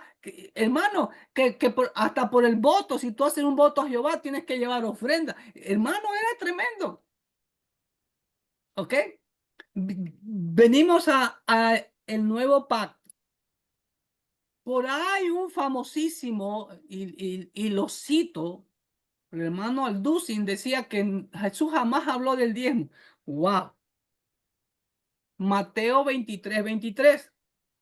Jesús dice, fariseos hipócritas que diezman la menta, el comino y el eneldo. Está bien, dice el Señor, hay que diezmar todo eso, pero no estaban dando amor, misericordia y compasión, justicia, algo así. ¿Ok? Dice, era necesario hacer todo eso sin dejar de diezmar. Ahí está claro, Jesús. Ok, pero pastor, todavía es la ley. Muy bien, ok, vámonos al nuevo pacto entonces, vámonos al nuevo pacto. ¿Ok? En el nuevo pacto no existe el diezmo. ¿Qué existe? Hechos capítulo 2. Llévelo a la Biblia, Rafita. Dice, y perseveraban en la doctrina de los apóstoles, en la comunión unos con otros, en el partimiento del pan y las oraciones. Y sobrevino temor a todas personas y muchas maravillas eran hechas por los apóstoles. Todos los que habían creído estaban juntos y tenían en común todas las cosas. Y vendían sus propiedades y sus bienes y los repartían a todos según la necesidad de cada uno. Eso es la iglesia ya. ¿Qué hacía? No daba el diezmo. ¿Qué hacía? Vendían todo. De ahí vamos a capítulo 4. ¿Cuántos años habían pasado? No lo sé. Pero mira lo que dice versículo 34. Así que no había entre ellos ningún necesitado, porque todos los que poseen heredades o casas las vendían y traían el precio de lo vendido y lo ponían a los pies de los apóstoles y se repartía cada uno según sus necesidades. Entonces, ¿qué prefieres? Vender todo. Vende todo lo que tienes, ponlo a los pies de los servidores de Dios, de Cristo, y sigue el Señor. O mínimo el diezmo, ofrenda, primicia, pero toman un texto fuera de contexto, ¿ok? Toman 1 Corintios o 2 Corintios, cada uno de como propuso en su corazón. No con tristeza ni por necesidad. Ese es el versículo más berreado, más repetido, más mal usado. Pero es que Dios... Escúchame, ahí Pablo no está hablando ni de diezmo ni de ofrenda. Perdón, no está hablando ni diezmo ni de una ofrenda especial para el Señor. Es un caso de una ofrenda de benevolencia. Las ofrendas en el antiguo pacto eran específicamente, esto tiene que llevar. Pero acá, en lo que es la limosna o una ofrenda voluntaria de benevolencia, ahí sí es voluntaria. ¿Ok? Lo que tú pongas en tu corazón para ayudar a una familia. ¿Se da cuenta? Pero no, ni siquiera una familia. Eran los hermanos de Jerusalén, que los corintios no los conocían ni por redes sociales, pero creyeron en Pablo de que allá en Jerusalén hay hermanos que están pasando hambre y eso sucedió. ¿Me entiendes? Entonces, tú decides con tu corazón, ¿quieres vender todo y dárselo a la iglesia? Gloria a Dios, amén, aleluya. ¿Quieres dar como mínimo el diezmo? Puedes dar el 10, 12, 15, 20%. Lo que te nazca en tu corazón con amor, con gratitud, en libertad. Obligado ni los zapatos. Ya eso es religiosidad o legalismo. ¿Estamos? ¿Quieres ofrendar para misiones? Ok, yo propongo, en nuestra iglesia, todos los años damos una hojita, invitamos a toda la iglesia para la ofrenda misionera. Lo que Dios ponga en su corazón, así, oh pastor, yo propongo, yo escribo mi hojita, mi compromiso de $20 mensuales por este año 2026. ¿Está bien? Entonces agarramos todas esas hojitas de promesa y hacemos nuestro presupuesto de misiones en base a esas promesas de ofrenda. Y ahí sabemos a cuántos misioneros y con qué cantidad podemos apoyarlo. ¿Me entiendes? Y lo otro es de corazón, porque Dios me permite, y eso es lo que el cristiano agradecido lo entiende. Dios me permite quedarme con el 90% de lo que le pertenece a Él. Esa es la verdadera definición de diezmo. Porque todo es de Él. Y el diezmo, el dar el diezmo mínimo, el diezmo de corazón voluntariamente, es reconocer la soberanía y que Dios es el dueño de todo, aún de mi vida. Mire, si le robamos el diezmo del tiempo al Señor, no digamos lo material. Y ese es el gran problema, que muchos de los que andan dando que si el es porque no quieren diezmar. Yo nunca he escuchado a alguien que diga, pastor, yo puedo dar el 20% de mis ingresos. Yo puedo dar más que el diezmo. No, siempre andan, ¿me entienden? Y como queremos agradar al ojo y no al Señor, y me da pena decirlo, pero a veces veo pastores que le dan pena hablar sobre estos temas. Tienen que hablarlo. Amén. Tienen que hablarlo porque a mí me da mucha tristeza, es una carga grande que yo tengo, ¿no? Y de que hay hermanos como algunos de ustedes que tienen que estar haciendo tiendas y pastorear. No es lo ideal. Lo ideal es que ustedes se dediquen al 100% a la obra. Por eso doy gracias a Dios por mi iglesia. ¿Sí? Somos una iglesia pequeña, pero me sostienen a tiempo completo y apoyamos misioneros alrededor del mundo. Hermano, sí. Amén. Lo del diezmo, se lo pregunto, no malinterpreten, sino porque es un tema, como usted dice, que no se toca mucho. Entonces necesito que alguien me lo diera refuerzo de cómo poder trabajarlo ya mejor, ¿verdad? Cuando me lo pregunten. Y lo que usted dice de que a algunos nos toca hacer tiendas para poder sobrevivir, pues soy el ejemplo, o sea, hoy me disloqué el hombro trabajando y después tuve que atender la iglesia y vengo cansado y todo, ¿verdad? Entonces, pero es básicamente por cómo se les enseñó en algún momento a los pastores que estuvieron anteriormente.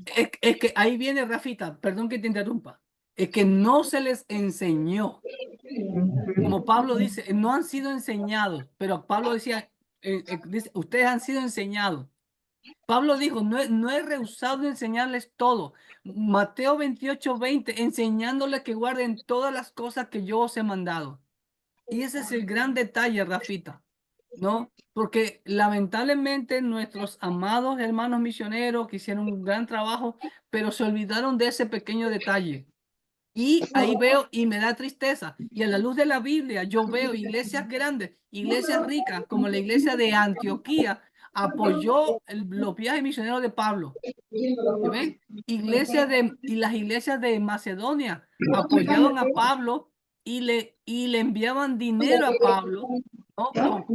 Pablo dice claramente allá en 2 Corintios 11:8, no, le he quitado salario a otras iglesias para servirles a ustedes.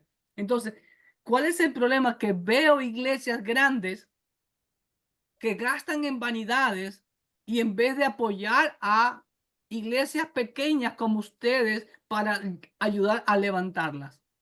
Porque lamentablemente, hermanos queridos, el egoísmo es grande y eso también es parte de la apostasía.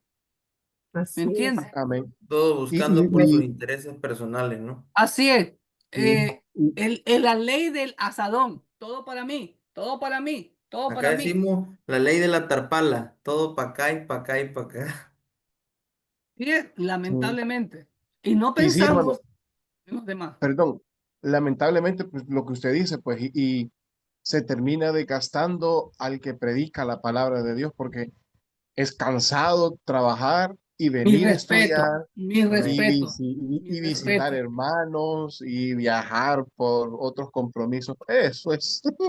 Yo Y, lo sé, Rafita. Y y yo el arca, siempre, perdón, hermano, y las arcas de la iglesia se llenan y el pastor vaciado espiritualmente, porque como tiene que atender otras áreas, no le queda ni tiempo ni de nutrirse bien, o sea, lee lo poco que puede, estudia lo poco que puede, y ahí vemos cómo es que flaquea la vida espiritual de la iglesia, porque si el pastor no se correcto, nutre correcto, espiritualmente, ¿qué es lo que da? correcto, correcto. Y lamentablemente, hermano, yo lo que me he dado cuenta en el recorrer ministerial es que como que hay un concepto en las iglesias de que el pastor debe vivir como mendigo, porque así es más humilde, hermano. No, eso no es humildad. La Biblia dice el obrero es digno de su salario. Amén. ¿Ok? Hay un salario digno. Amén. Y a veces, y es muy triste, hermanos, pero la otra vez, hasta hay hermanos, bueno, hermanos, como dice, ¿verdad? Dicen, ¿y por qué dejaron la iglesia? ¿Por dinero? Si nunca hubo, nunca le dieron, nunca nada, y no fue ni por dinero, ¿verdad? Por Pero eso yo les animo a ustedes, mi amado consiervo, enseñen a sus iglesias el libro de Hechos. Ahí está claro. Y no Amén. le digan, hey, miren, aquí dice, no, no, a ver, ¿qué aprendiste ahí? ¿Qué cosas diferentes pudieron haber hecho los hermanos? Y de hecho, hermanos queridos, en la historia del cristianismo, por el siglo XIV, por ahí, apareció un grupo llamado los valdenses. Era un hermano de Francia llamado Pedro Baldo. Eso es historia del cristianismo, ¿ok? Y él entendió lo que la Biblia dice. Jesús dijo, vende todo lo que tienes, da solo a los pobres y sígueme. Y él era un hombre rico, vendió todo para dedicarse a la obra del Señor. Y todos sus seguidores hicieron lo mismo. Es lo que la Biblia enseña. ¿Ok? Ok, pero no queremos vender nuestra propiedad. Ok, da con amor, con agrado, con gratitud, sabiendo que es un privilegio. ¿Sí? ¿Me entiendes? Es un privilegio devolverle algo al Señor, porque todos, el día que nos muramos, qué nos llevamos? Nada, absolutamente nada. Pero todo nuestro trabajo que hicimos para el Señor, como dice Apocalipsis, el legado continúa. Eso sí, nuestro dinero no. ¿Te das amén. cuenta? Hermano, Sí. perdón, opinión personal, sí nos llevamos algo cuando morimos. Lo No, que no, vamos a presentar. yo No, hablo, No, materialmente sí, pero realmente el trabajo en el Señor lo llevamos, vamos a claro, tener recompensa. ese sí tiene trascendencia eterna, claro que sí. Yo me hablo del dinero, her- Rafita, del hermano dinero, Rafita, en de, estos Mándeme. días escuché de, una ilustración, perdón, pastor. Escuché una ilustración que decía que después de haber viajado un presidente de Estados Unidos durante mucho tiempo había gente esperándolo, ¿no? Y había un misionero que venía después de muchos años de servirle al Señor y no había absolutamente nadie esperándolo. Pero llega al cielo y todo lo estaba esperando el Señor y dije, buen siervo fiel. Y es lo que siempre hay que esperar nosotros. Aunque anden los cansados, Amén. desgastados y todo, la recompensa del Señor jamás se va a comparar con lo que, pues, poco que Amén. tenemos aquí. Así es. Y un consejo, Amén. un consejo para mis hermanos que trabajan en las iglesias de Corinto. ¿Me hago entender? ¿Me hago entender? Que tienen que Carmen, hacer tiendas, ¿ok? Toquen puertas a iglesias grandes. Pedid y se os dará. Hermano, mira, estoy yo aquí en un pueblito, me pueden apoyar. Hermano, no tengan vergüenza de pedir. Amén. No tengan vergüenza de pedir, pero que estén haciendo la obra del Señor. Por eso amén. quisiera ser millonario para poder apoyar a muchos más consiervos, Amén, mi ¿no? hermano. Y que pues ayudarles, ¿no? Dios nos ha bendecido en eso a nuestra iglesia y yo estoy convencido que por esa obediencia de mi iglesia es que Dios nos sostiene. Nosotros no tenemos templo y no necesitamos templo, porque Amén. Cristo no viene por el edificio, Cristo viene por Amén. nosotros. Y gracias a Dios, los americanos nos han bendecido con ese templo que lo usamos. Somos los que más usamos el templo, ¿no? Ahorita yo debería estar usando el templo, pero como tengo pocos alumnos míos de mi iglesia, bueno, lo vamos a hacer por Zoom. ¿Me entiendes? Pero siempre nos conectamos, no sé si es que tú te acuerdas, ¿no es? El principio, hace más de un año, ¿sí ves? Ahí. Lunes, martes servicio, miércoles en la mañana reunión de damas, viernes culto de oración y estudio bíblico, sábado reunión de adolescentes, ahí está el ministro de adolescentes conectado, Michael estaba por ahí, ¿ok? Amén. Y domingo. Solo un día, el jueves no usamos el templo. ¿Se dan cuenta? Y los Y los, extrañas en el templo, dice. y los gringuitos contentísimos con nosotros. Dice, aquí hasta que Cristo venga con ustedes. ¿Se dan cuenta? Amén. La Entonces, gracia de Dios. pero eso, no tengan temor, eso, ahí agárrense de Dios, créanle a Dios, que Dios Amén. suplirá de acuerdo a sus riquezas en gloria en Cristo Jesús. Amén, hermano. Amén. Bueno, Amén. nos hemos pasado el tiempo, gracias, pensaba cortar un poquito antes, pero bueno, ha sido de mucha edificación y Amén. mañana o pasado les doy los temitas para su presentación. Recuerde, es un video de 5 a 7 minutos, súbalo, tienen que subirlo a su red social. Ahora, ¿por qué pedimos eso? Eso me lo pide el director de California. ¿Con qué propósito? Para promocionar nuestro seminario. Por eso le digo, usted tiene que decir, soy estudiante del seminario de Escuela Bíblica del Cajón, California, con campus en Manassa, ¿me entiende? Esa es la intención. Y además también de que usted pueda expresarse, pueda perder el miedo escénico de poder hablar en público para que se vaya preparando. Amén, Amén. hermano. Amén. Bueno, Amén. Vámonos a los buses, hermano. Ahí se pierde el medio de predicar. perdón. Vámonos a predicar a los buses. Ahí se pierde el miedo de predicar. Oh, le digo. excelente. Ahí sí se pierde el miedo de predicar. Hermano Julio, eso sí. En las calles, así es. Ya ahorita que ya viene el verano, aquí, bueno, vamos a salir con unas pinturas a evangelizar, aunque es triste, hermano, a veces aquí es triste ver a veces, tú vas a evangelizar y ya encuentras a otra iglesia que está ahí entregando tratados. Nos Entonces, hemos encontrado, hermano, con los testigos de Jehová cara a cara, salen huyendo. no, si yo me encuentro con ellos, yo sí, con su propio libro, yo los confronto. Pero es triste porque a veces sí hay iglesias, oh, ya están los otros hermanitos de otra iglesia acá. Entonces, y mucha gente dice, mira, ahí está la competencia. Así que cuidado con eso. Bueno, vamos a terminar de... ¡Ay! ¿Sí grabé o no grabé? Sí, sí, sí, grabó.